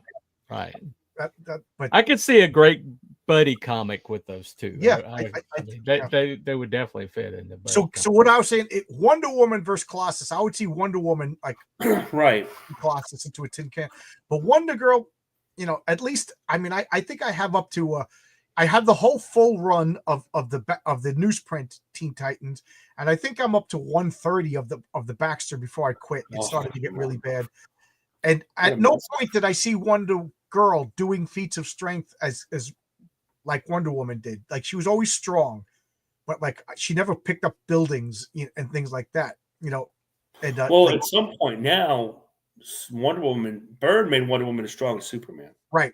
So I'm saying like I could see Wonder Girl. I could see Colossus being stronger than Wonder Girl, but and I even see Colossus being tougher than one. But I see Wonder Girl has that she could fly and she has that unbreakable lasso. So I think they would be a better fight than not. More equal. I could see like I always picture Starfire's blasts of being almost the equivalent to Cyclops, like just pure force. Like they're not electric, they don't shock you, they don't disintegrate you, they don't burn you. Like when you get hit by her star bolts, I picture them to be hot and concussive. Like not hot like the Human Torch, but like because it is Starfire. It's like you'd get like a sunburn, but like you get hit by a hot punch. Whereas Cyclops, you just get hit. It's like getting hit with like bricks fired from a howitzer or something like that. Yeah. I could see it.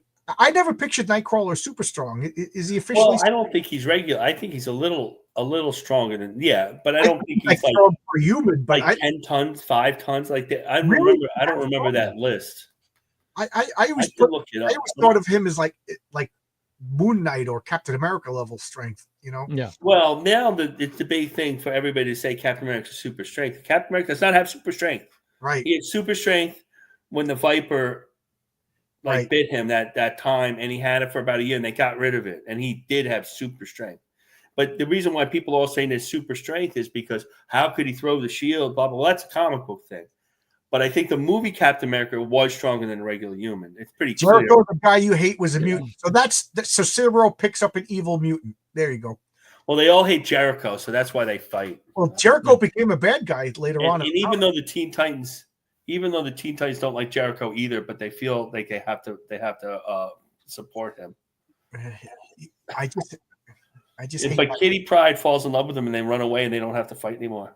Yeah. There you go. His power was hard to explain. You know, he makes eye I contact. don't even know his power. I think his power, he had the power of mutton chops. Right. He was Terminator's son. He got his throat slit, so he played music. He became a poet. He was like the classic male feminist, and literally he became a bad creep later on. I think they, you know, I'm talking like around 2000 or so.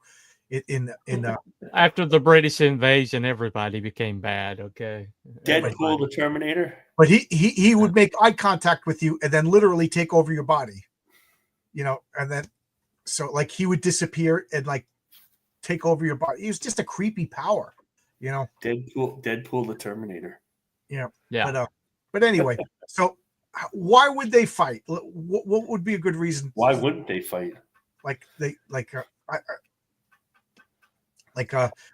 I don't know. Like I picture like they come to take out Deathstroke, and then the Teen Titans are like, no, I don't know. Well, like, usually what happens is somebody misinforms one team that the other team is like a threat, and then they pretty much fight first and ask questions later. You know, right? Which is the Marvel style comic. I keep picturing pretty much. Yeah. Like I don't know either. Like Oh, they do a mental scan and they pick up Trigon on Raven, and they come to like deal with Raven, and then the Teen Titans. I don't know. They're fighting. Is this version of X-Men have Jean Grey? yes. As Phoenix Marvel is in Girl. this. No, it's Phoenix. Marvel Girl. Yeah. She was Phoenix in that comic. Phoenix, but before she went ape shit. Yeah. Well, she would definitely sense she was Trigon Phoenix. behind Raven. So I she would can see them, like, we got to fight. So she was Phoenix in the X-Men Teen Titans. Yep. And she was really powerful, which is why they were able to take on Darkseid. And I look at and I wrote down the characters, so that's why I'm always looking at them. And I think let's say you take out Phoenix, and say you take out Phoenix, you take out Raven, and the Teen Titans are more powerful. They just have stronger characters. They have a super fast character. Nobody's super fast. Kitty Pryde can sneak up on people because she can phase, and that's really, really sneaky. They could do that. A Nightcrawler can teleport, and I think the X-Men, to me, from reading both comics, fought more as a team than the Teen Titans. The Teen Titans are a little more individual to me. Well, I mean, I read they both were of them. I didn't have all the honed, trades. they I had were 5 honed in trades. the I did danger read room. them. And also because the X-Men they were fought as honed a in team the a danger lot. room. So Right. yeah, The X-Men fought as a team a lot. That's what of the team books. The X-Men didn't go all split off into two, like the Gardner Fox thing, 2 characters here, 2 characters there. They were together. they had a lot of combo moves. They had a lot of combo moves, like the but fastball when you special add and Phoenix things. and Raven back in, Phoenix is just so much stronger than everybody else. They'd have to have Trigon to come and try to defeat her. Yeah, like she's the fulcrum. She's the reason why, if there's any reason X-Men would win, is because of Phoenix Force. she's the spark of the universe. So yeah, she's kind of powerful. Yeah. And then that was the problem with Phoenix and why they had to get rid of her, because she's a Deus Ex Machina, because she could fly in, and it happened in a bunch of comics. It became a problem. She beats everybody. I mean, he's like, why are we here? Why would Phoenix to take care of her? Why are we even superheroes? What are we doing? Right. So that's how I kind of see it. Like Wonder Girl, and yeah, Colossus is the only super strong guy, like really super strong guy on that team. We could argue Wolverine, again, he's not super strong. He's peak human strong, whatever that is. Yeah, I always Nightcrawler a little stronger than a human because he's a demon-ish character. Yeah, but Wolverine Wolverine not that also strong, Wolverine also has the healing factor and the unbreakable Right. adamantium bones. That's why I always pictured And Wolverine was claws. stronger because, like, his bones would support a lot of weight. And, and Well, that's true. That's Yeah. true. I mean, but just generally, I mean, as a team, they could team up and they could defeat Robin, and then the Teen Titans are now leaderless, and they're just lost, and they don't know what to do. But Storm is really powerful again. But then Starfire, Starfire and Storm kind of cancel each other out. Star's more powerful. It's funny because I'm picturing a fight in my head, and every time I think one team had an odd fight. It is a tougher fight than I would at the beginning. That's what I think. Because up until 2 hours before we went live, I was like, the X-Men creamed them. And now I'm like, no, wait a minute. The Teen Titans are, as I was going through their powers, I'm like, the Teen Titans are. This is what, every time we do this Marvel versus DC, that's exactly what happens. Because we're all I'm a Marvel fan first. Me too. You're a Marvel fan first. I'm not sure. Cooper, I think you're a Marvel fan first. I don't want to speak for you. Yeah. Yeah. And we think, they're going to win so much. And then you look at it and you're like, wait a second, that's not quite right. The X-Men are actually underpowered.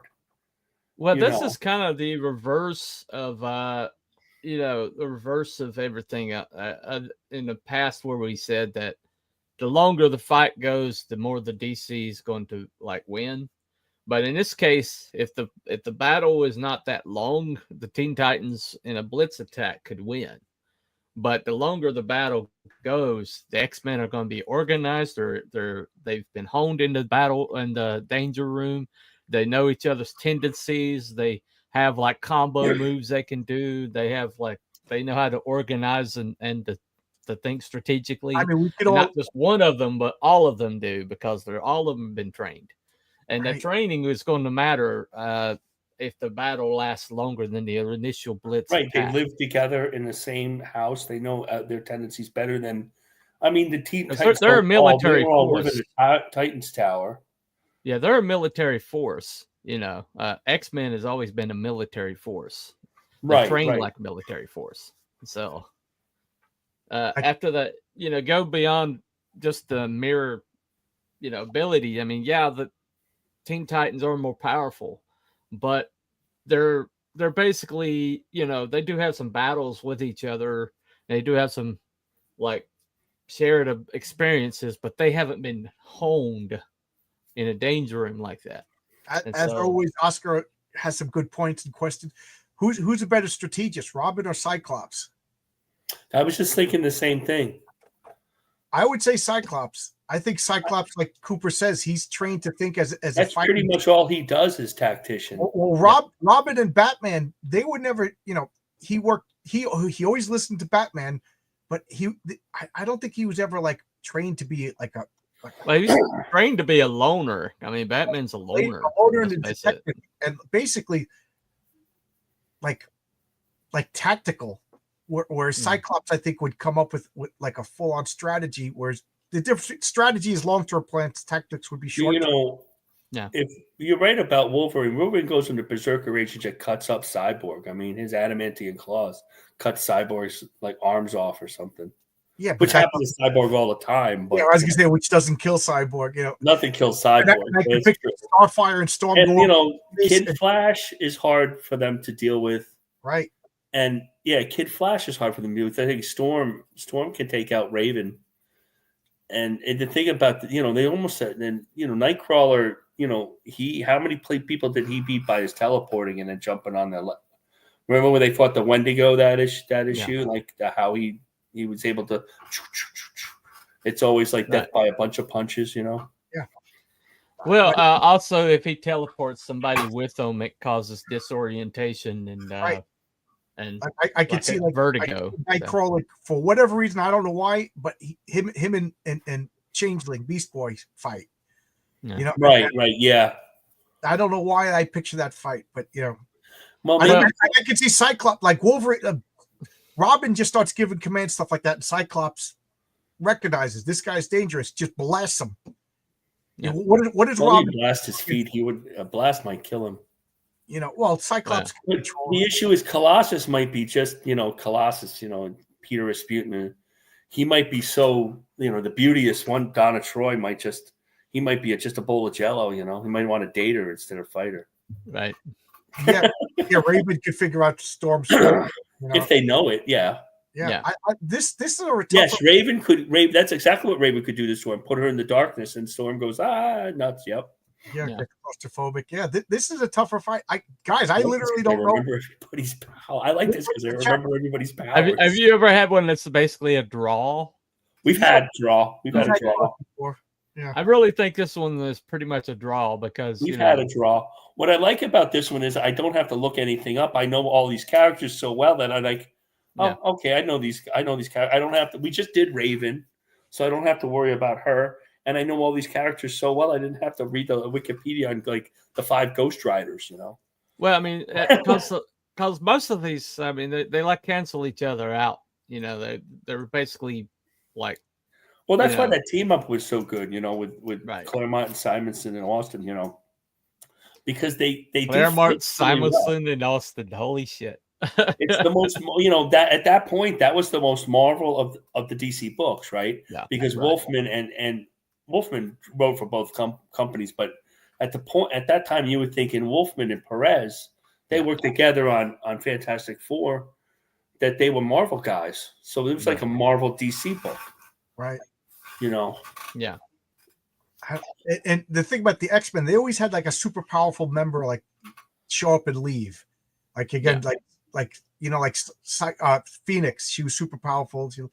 And I tell you this, you throw Rogue into the mix, I don't think the Teen Titans have a chance. Oh, they don't have a chance. Yeah. And then, and I was thinking too, Byrne and Claremont, as soon as they broke all the team up, they brought the Beast back. Then they brought the Angel back.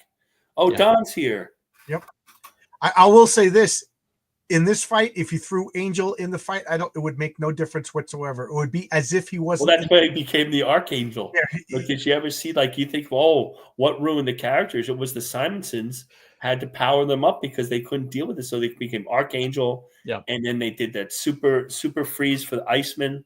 He got really.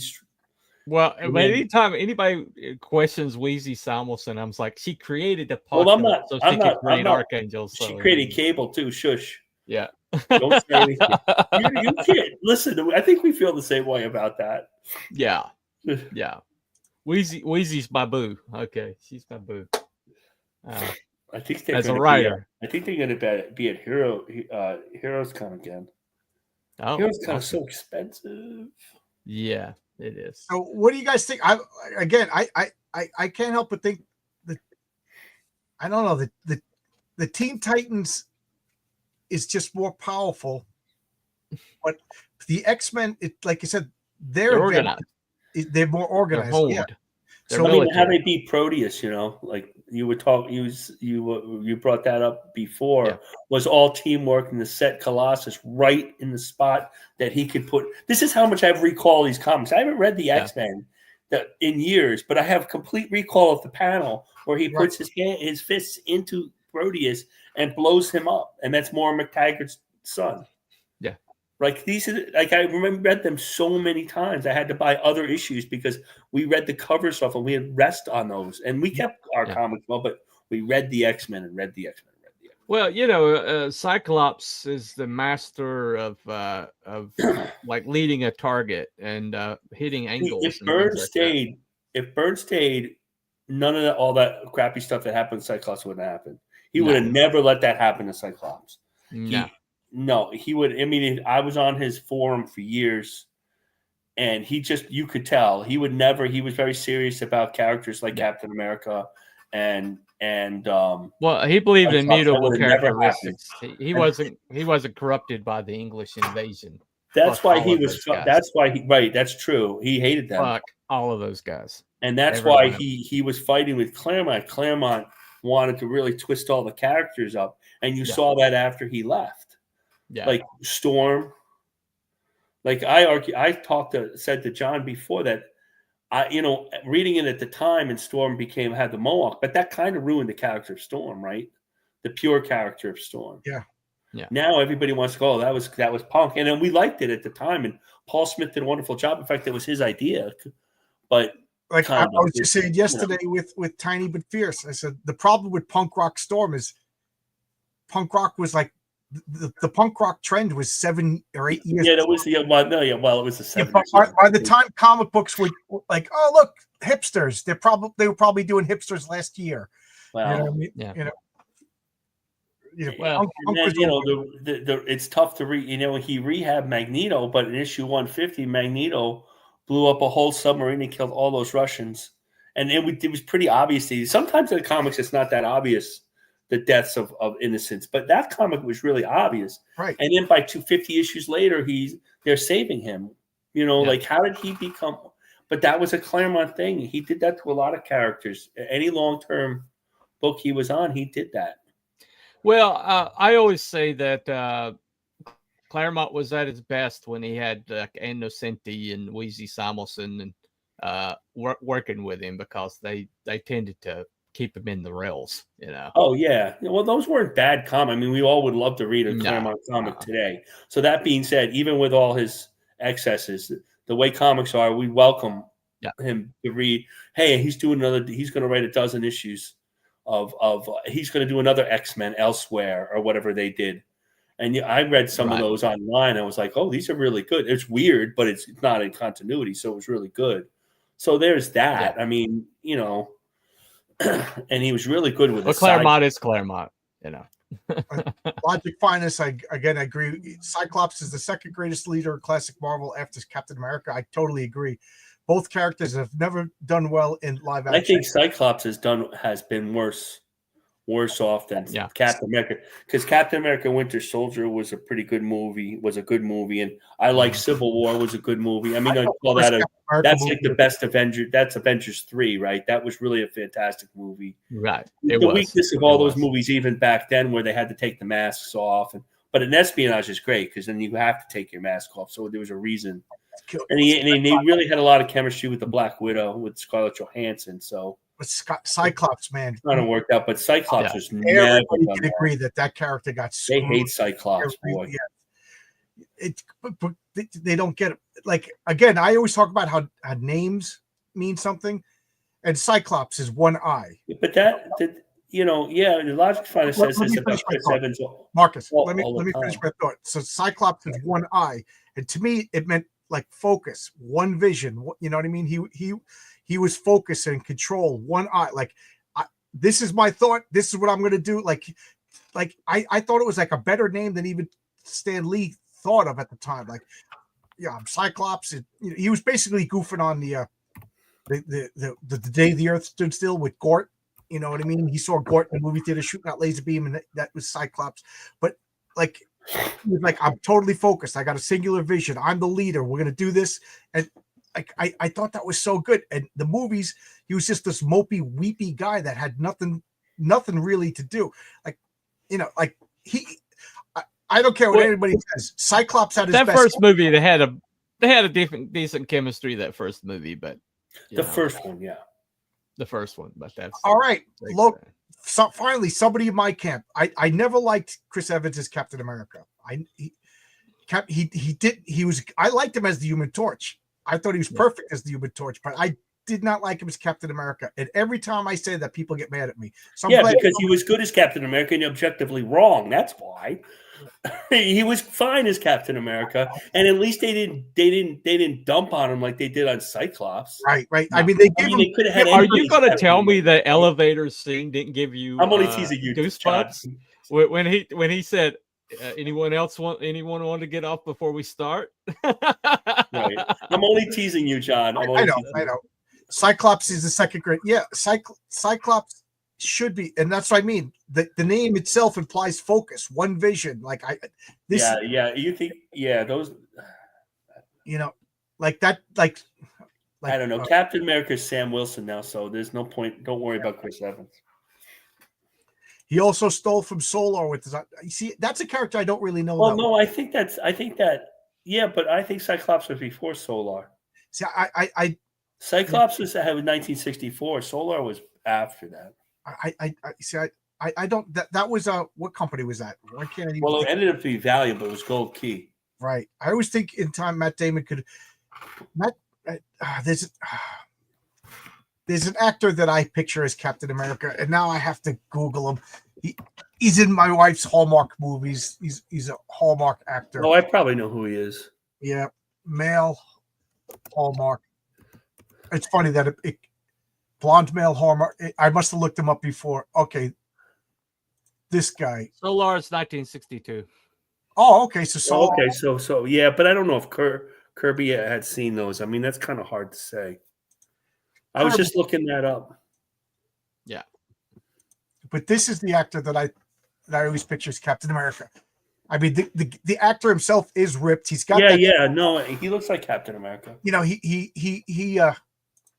I'm trying to get his name, but I don't want to.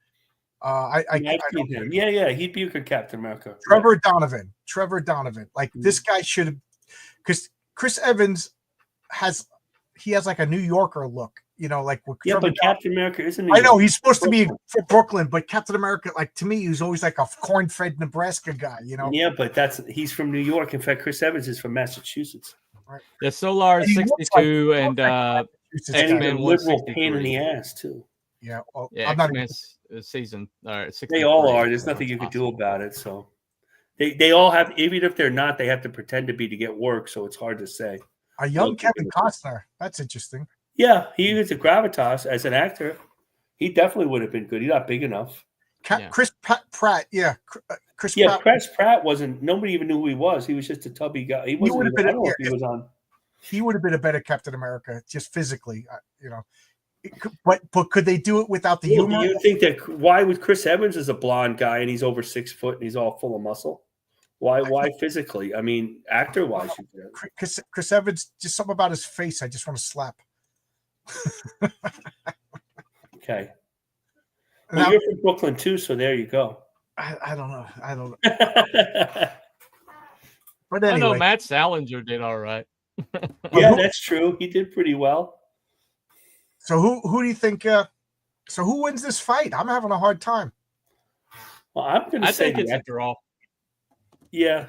I mean, typical superhero comic. If Marvel and DC had the fight, they would fight each other. They would, and then they would realize, oh, geez, we're being manipulated by Trigon or something like that. Yeah. But so basically, I think it would go this way. Okay, the initial fight would be slanted towards Teen Titans, but they would X-Men would reorganize, and they would hold on long enough for them to figure out they're all both being manipulated, and then the fight would stop. And so I think that unless you had mind control involved, I think it wound up being a draw just because X-Men have that military training and honing in the danger room. But if they could survive that first initial, the X-Men win because Professor X comes in and knocks out all the guys' minds, and that's the end. But it's funny how I was like, oh yeah, the X-Men's gonna just clean their clocks. No, it's a lot closer. And then I start. Wait a minute, yeah, Wonder Girl really is powerful. Yeah, Wonder Girl's pretty powerful. Yeah, Starfire is pretty powerful. Oh yeah, wait a minute, Cyborg is pretty. I started forgetting like they're really powerful. That's a powerful team. That's a Justice League powerful team. But Beast Boy, he turns into like a sentient elephant and just stomps on. You know what I mean? Like, all right, so yeah, but then he has to deal with Wolverine.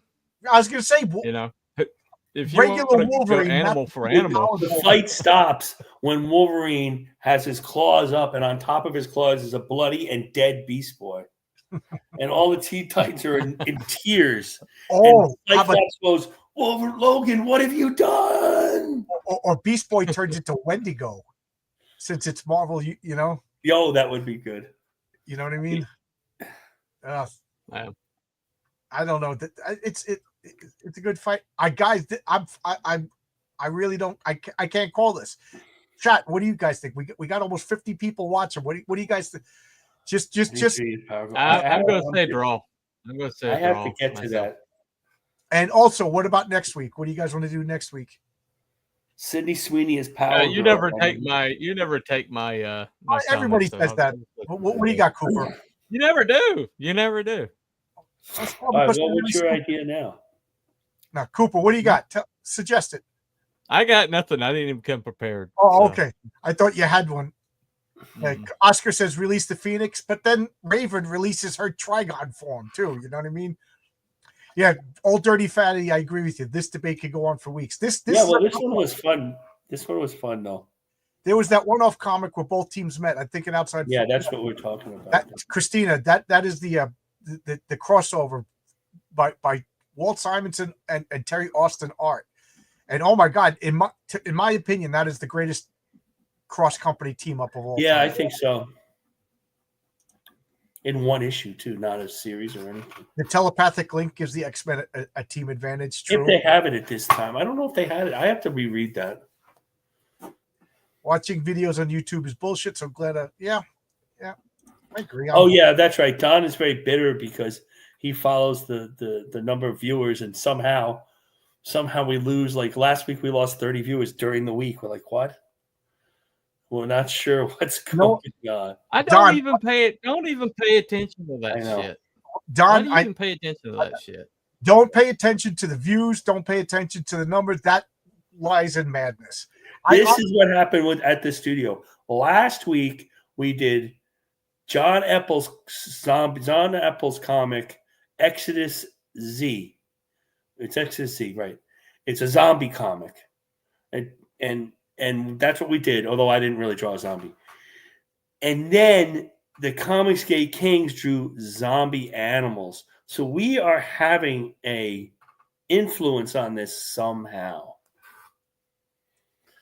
Don's got telepathic powers that he doesn't realize. Oh, I could get Don. Forget Don. You got to focus those telepathic powers. They just stray at this point. He needs a Xavier. Superman versus Fantastic Four. Bird draws and writes. I don't know, but I would buy that comic. What was that? Did you get that comic, Superman and the Fantastic Four by Dan Jurgens with the Walt?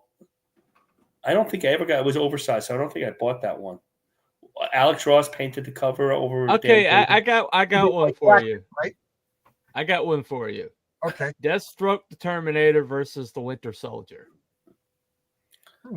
Hey, we could do that. Okay. Chat, what do you think? Because he is a superpowers, Deathstroke.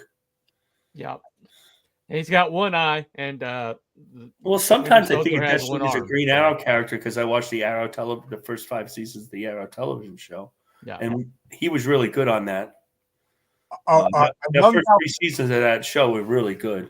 A young Val Kilmer would have been perfect as Captain America. Yeah. Oh, or the guy who played Arrow would have been good as Captain America. George Clooney. I just don't like George. A little short though. I think I don't know. I'm not crazy for George Clooney. A young Brad Pitt, a beefed up Brad Pitt would have been perfect. Yeah, that would have been good. But you know what? Then Brad Pitt would have been such a big star; he would have overwhelmed the rest of the cast. Right? Yeah, it would have been. Yeah, Brad. But Pitt I thought. Well, think of how things changed though. When they first did the Hulk and the Avengers, that was like the best Hulk, right? We loved the first movie, right, or the second movie.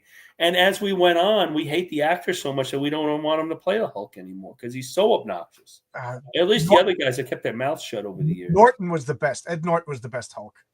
I like that one. Yeah, it was a good movie. Best Norton was. It's funny. Before what's his name? Yeah, but he didn't want to do it again. So Mark Ruffalo. Before he even opened up his mouth, I didn't like him because as Banner, he's too big.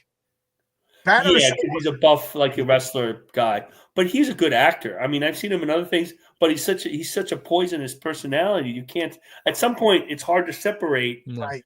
And then I have a lot of trouble with it, and personally. But if you really, but if you keep your mouth shut for a couple of years, I could kind of forget it. Cooper, you wish who? What? Yeah. What did you say? I wish De Niro had never opened his mouth. He is. Yeah, that's exactly right. You remember Robert De Niro? That guy. He is so deranged with his Trump deranged that it makes me think that he's guilty of something. Like he's in the Epstein. Well, you have to think that he's mentally ill. It's made him mentally ill. So. Trump has been in New York since the 70s. Maybe Trump did something. Maybe they had a fight, at different times. And they ran into, they're all together in all those parties and stuff all those years. Yeah. Spider-Man versus Beast Boy. That's an interesting fight. Hey, I have a story for you. You guys know, you might know this. I personally know Epstein's first cellmate at Rikers. Oh, yeah?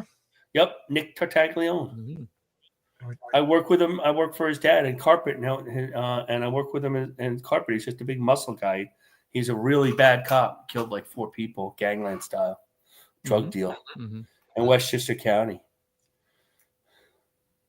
I figured he failed to kill him the first time, and then they had to move him. Okay, The best I- Captain America right now is the dude that played what was from Maverick. That the arrogant guy. He was also in Twisters. oh. Whatever his name is. That Logic helped me crystallize my thoughts right over here. He says Captain America should overwhelm the other actors. He's the greatest leader. And they don't want him to overwhelm the other actors. Then it would be every movie would be a Captain America movie. That doesn't work out. Captain America to me, like, is charisma. He's Captain Charisma, and Chris Evans doesn't have that charisma. Well, you're in the minority, right? I mean, I'm just saying. You and Logic Glenn find Powell. in the minority. His name is Glenn. But I don't Powell. feel you have the hate of Chris Evans as you just don't think he was right for Captain America. I think Logic's finest hates Chris Evans. I don't dislike him. I don't. Right. No, I understand. It makes sense. I think he did a good job, to the best of his ability. But I love that. should have got the shield. You know why? Everybody knows. My favorite Everybody movie knows is the Bucky first should have got Captain the America shield. movie. Everybody knows favorite- Bucky should have got the shield. Everybody knows. Bucky should have got the shield. Yeah. Everybody apparently, except the executives over at Disney. Well, no, they read the 2014 comics where when Avengers was super hot and you went to go get a Captain America comic and Sam Wilson was Captain America and they said, "Well, it happened in the comics. We can get away with it here." Even though Bucky got the shield later on during that other run, I read that. Brubaker. But Logic's finest is wrong. He's not miscast as Cap. That's that. He's wrong. Millions of people don't feel that. How way. about this? Young Clint Eastwood as Captain America. That would be perfect. I love young Clint. Yep. Yeah. What a charisma! Clint Eastwood is Batman. He's in. I'm going to say 20 seconds in The Creature of the Black Lagoon. They cut away to a lab. I'm just busting Logic's finest. I don't want him to get mad. He gets mad. I'm only kidding. I'm just busting. If you watch the original Creature from the Black Lagoon, they go to a laboratory. Don't bust Don. Don doesn't take it well. Young Clint I'm allowed to Eastwood. bust Don. I'm just waiting to see if I could actually talk. Go ahead. Young Clint Eastwood just turns around and hands somebody a slide, and he steals it. From that 20 seconds, they gave him a movie. The guy is charisma. Yeah. Scott Eastwood is not aged out. Captain America rallies everyone. Yeah. Well, I think the guy who plays Reacher, I know he said all sorts of things. Just the look of him, like the whole thing that I liked about the first season, and I don't want to talk about all that other stuff because then we go to is that he was to me like a dark Captain America, the Captain America who would kill. Yeah. Like he didn't have the shield, but he was, he did all these great things, and he always did the right thing. Like he always wanted to do the right thing, and he just wanders to. And Trump finds him and he wanders the country. He's got range in Ordinary Heroes. He played a lot softer, more heroic character than that. Yeah. I know he's done some comedy. He was Aquaman too. And I think he's bipolar. So I'm trying to hold that out that if he said those crazy things, maybe he was having a bad day. That's true. But he, to me, that's like the violent Captain America was Reacher. Yeah. The big blonde guy, he can punch, he does things that you don't think people could do, but kind of on the edge, Mm-hmm. I agree with Oscar. I thought of this a lot. A young John Cusack could have been like John Cusack from that One Crazy Summer. Oh, yeah, yeah. He would have been perfect as Peter Parker. Like Kevin Bacon, for that matter. Kevin Bacon, yeah. Young Kevin Bacon would have been a great Peter Parker. Young Kevin. I'm thinking Bacon from Animal House. I could picture him as like British guys as Peter Parker after Kevin Bacon as Eddie Brock, not Peter Parker. Okay, see, Logic's finest and I are on one thing. We're good now. But see, the issue is I love that first movie, Captain America: First Avenger, because it had heart. Like when he was just a little guy and he jumps on the grenade, like that's Captain America. Not when he gets all big and all that. He had when he got the flag and nobody else did. Exactly. That's Steve Rogers right there. That's like I love that. I know the second half and they didn't like the Red Skull and all that stuff, but and the friendship he had with Bucky Barnes, and Bucky was protecting him because he was such a little guy, you know. Yeah. Oh my God, Truman Capote as MODOK. That Oh would be my God, funny. that would have been awesome. Perfect. Oh my God. I mean, I think you Well, know the Scarlett guy that Johansson played can still be MODOK, popular. the guy that played Zola is actually played Truman Capote. Yeah, That's right. Yeah. That's right. Actually, better than I thought. I love MODOK, and I didn't see the new Ant-Man movie. Yep, he does. I agree. That's why I haven't watched the second season of Reacher. I love the first season of Reacher. The only thing I loved more than the first season of Reacher was the girl in the first season of Reacher. Oh my God, she was such a cutie pie. Yeah, she don't. Yeah, Looked like an ex-girlfriend of mine. Mm. Oh, yeah. My wife wanted to watch it, so I couldn't sit there and say, "Well, I'm not watching it because of this." You know. yeah. Well, me and my wife are on the same page with stuff like But that. she kind of is. She kind of sees it, but she doesn't care. She tries to stay away from it as much as Well, she can. I think we've kind of drifted away from X-Men Teen Titans, Right, so I think we should just call I can't call it. I can't call it, and the chat's not helping me.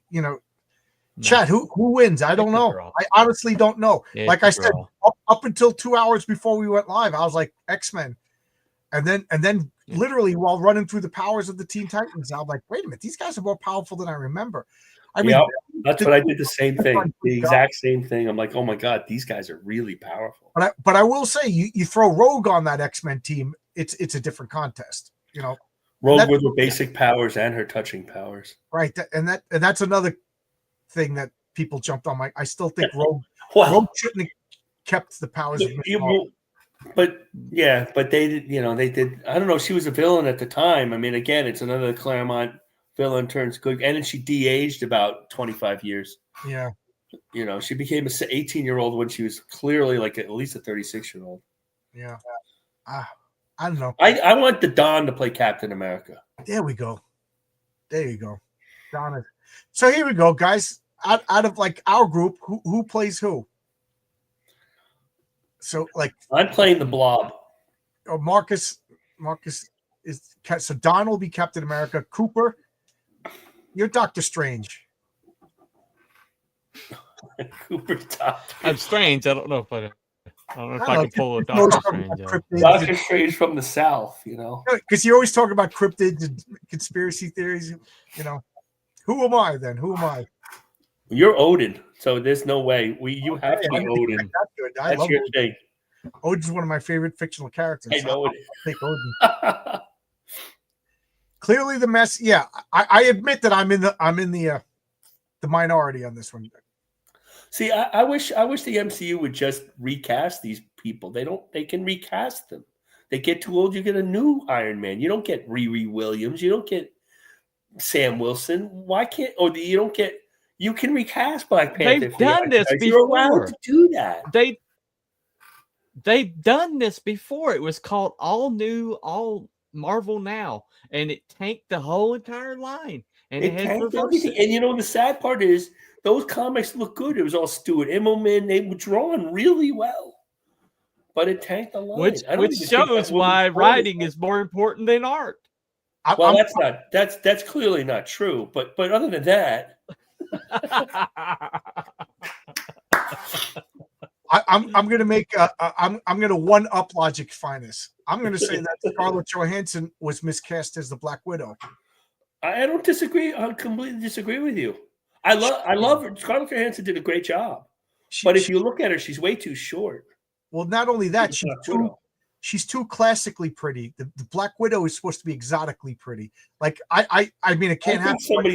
I think somebody saw that picture of Perez did that series. They did a Marvel fanfare. And I think they saw Perez draw that really curvy Black Widow. And they said, well, that's it. We got to get Scarlett Johansson. Alex Ross in Marvel's her on trial. That panel where Black Widow's on trial. That is the best portrayal. Well, that one with Bill Everett inked Gene Colan. She was pretty much naked in the shower. In the late 60s, early 70s. So I think that I don't know who would be Wolverine right now. I think that Thunderbolts movie is going to be good. I think the problem with Kurt, the problem with why they don't recast, one of the problems they don't recast or the older actors stay in these roles is because they have a major problem getting enough actors that have enough testosterone to play superheroes. I think Well, they we were ran at them the all out of the very end of industry. when they cast Avengers. They were at the very end of getting guys that could actually, and then even those guys lost testosterone on the way, And Well, they so ran it's tough. everybody out of the industry that was masculine and male and put Timothy Chalamet in their place. Well, that's exactly right. That's exactly right. So, like the current Superman in those trailers, just he could look like Superman, and he can make him do things like Superman, but it's like kind of the logic's finest thing. He doesn't show Superman. When you see Superman, you go, "There's Superman." Henry Cavill. There's Chris Evans. Chris Evans was super. I'm not Chris Evans. Chris Reeves was Superman, and even the other guy, the guy they just kicked out, Henry Cavill. You could see he's Superman. His movie sucked, but he was Superman. Everybody, every time they cast him, it's not as good as Christopher Reeves, but except for this time. Even Superman Returns wasn't that bad. The actor wasn't that bad. Brandon Ralph. The movie wasn't any good, but the movie was boring, which is the worst thing you could possibly. Yeah, I took my kids to that one. I think Tim Chalamet would be an excellent Nightcrawler. Yeah, why not? He looks like probably making the Zendaya Nightcrawler though. She's playing all the X-Men. Well, she's in every movie. Well, Pedro Pascal will play all the X-Men. The X-Men. Oh, you know what? They should have Pedro Pascal play the multiple man. And forget the rest of the Fantastic Four. I'm not even just putting him as Reed Richards is such a mistake that it makes the other guys look worse. Because we can't tell with the Thing because he's the Thing. His voice is so bad. I have to see it. I have to see a bigger trailer to really pass judgment on them, though. That was too short. The feeling is good, but he didn't even shave his mustache. Right. He looks like Ricky Ricardo as Reed Richards. I guess he's a fine actor, but he's just not Reed Richards. He's not a fine actor. No, I don't even watch the stuff. Something about him I just don't like. I really enjoyed watching his head get crushed. They could have brought Jay Krasinski back. He was a fine Reed Richards. No, they cast that whole entire thing was fan cast, and then he murdered every one of them.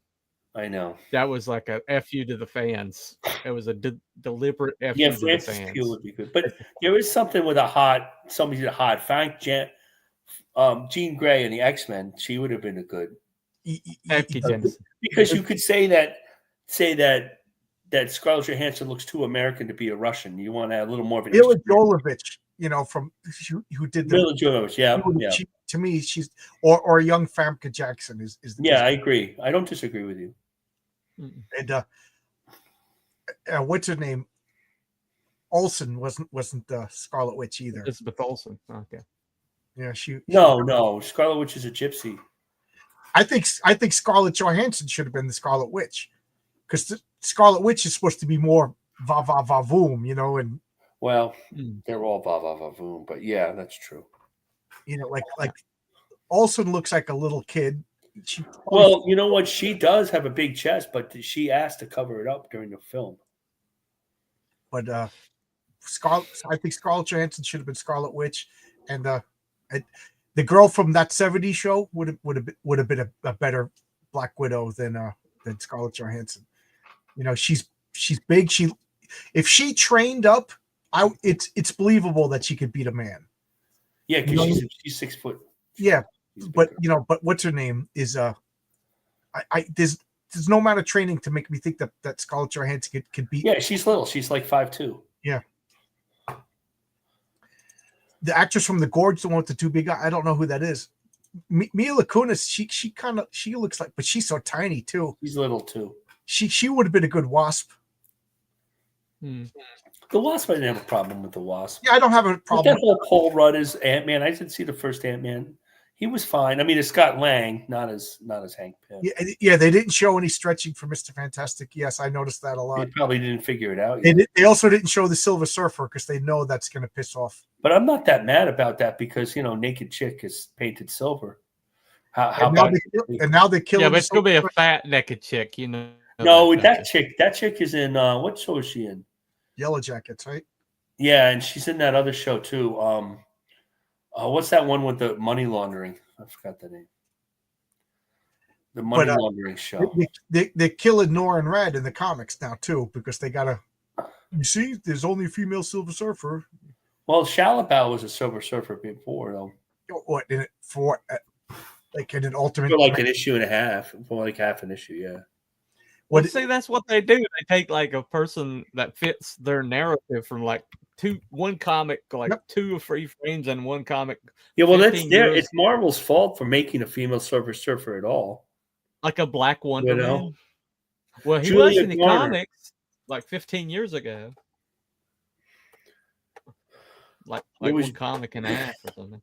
It's Julia Garner, and yeah, it's funny. She played that. What was that? I gotta find that show. Just a second. It's bothering me now because I can't remember. I don't know any modern TV. But this was on Netflix, so it's a good show. Actually, I watched the first bunch of seasons.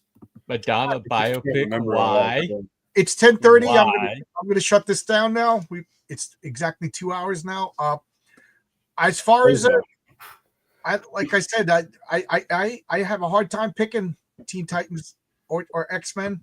I think if they just crash into each other like a wave on the beach, I think the Teen Titans have more power. But the Teen Titans act more as individuals. They act more like warriors, whereas the X-Men act as soldiers, and that counts too. So I really I'm at a loss. I'm not calling. Well, I'm gonna pick. I don't know. I'm gonna pick the X-Men because of their teamwork and ability to work together to split off the Teen Titans and pick them off one by one. There's enough sneaky characters like Nightcrawler, Kitty Pryde to get them from behind, especially the lower powered ones like Beast Boy. And once Robin is gone, I feel like the Teen Titans don't know what to do. No. And with the and I think Cyclops is actually more powerful than we think. I was about to say that. Could Cyclops take out Wonder Girl with a blast? Those concussive beams could take out a lot of. Yeah, I think he would take out Kid Flash with those beams. You know, because Kid Flash doesn't run faster than light, the speed of light. but not only that, like Cyclops could just move his head and like Kid Flash doesn't react at light speed. You know what I mean? And he doesn't have to be pointed at him to hit him because he bounces off of stuff. Right. Yeah. And he's an expert. Well, it's kind of like defeating that version of the Flash is kind of like that old way Spider-Man defeated Quicksilver way back when Quicksilver was going like this, and Spider-Man finally just grabbed his arm out and Quicksilver ran into his forearm. Yeah. You know, at some point he's got to stop. I mean, Kid Flash was defeated by Deathstroke, if you remember, you know. Right. Yeah. Shot him in the leg or something like that. Well, I'm going to say X-Men. X-Men? Yeah. I'm leaning towards X-Men myself. All right, so we got 2, and I literally don't know. So we got 2, 2 votes. So X-Men wins by default. Mm-hmm. There you go. I wish Yang was here because he said that one's so easy, and then he never commented. He should come on. So next week we'll do what did you say? Deathstroke versus the Winter Soldier. Mm-hmm. All right, that's pretty good. I like that one. Yeah, I never would have thought of that one. We have to call him Deathstroke. We can't call him Deadpool, and Slade, not Wade Wilson. Yeah. The guy has so many names like Slade, Deathstroke, the Terminator. Slade Wilson. Yeah. All right, so there you go. I'm gonna shut it down, guys. I don't know what I'm gonna do for Sunday Comics yet. Tomorrow, I probably won't be streaming. I got to go to the chiropractor. I throw my back out 4 days before going back to work. Great.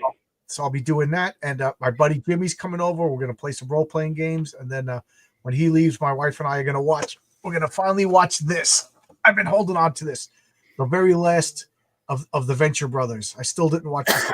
Oh, nice. I like the Venture Brothers. The Venture Brothers. Anybody who watches my channel, I recommend the Venture Brothers. It is the best superhero, the best cartoon. Such a good story. Such good world building. I can't recommend it enough.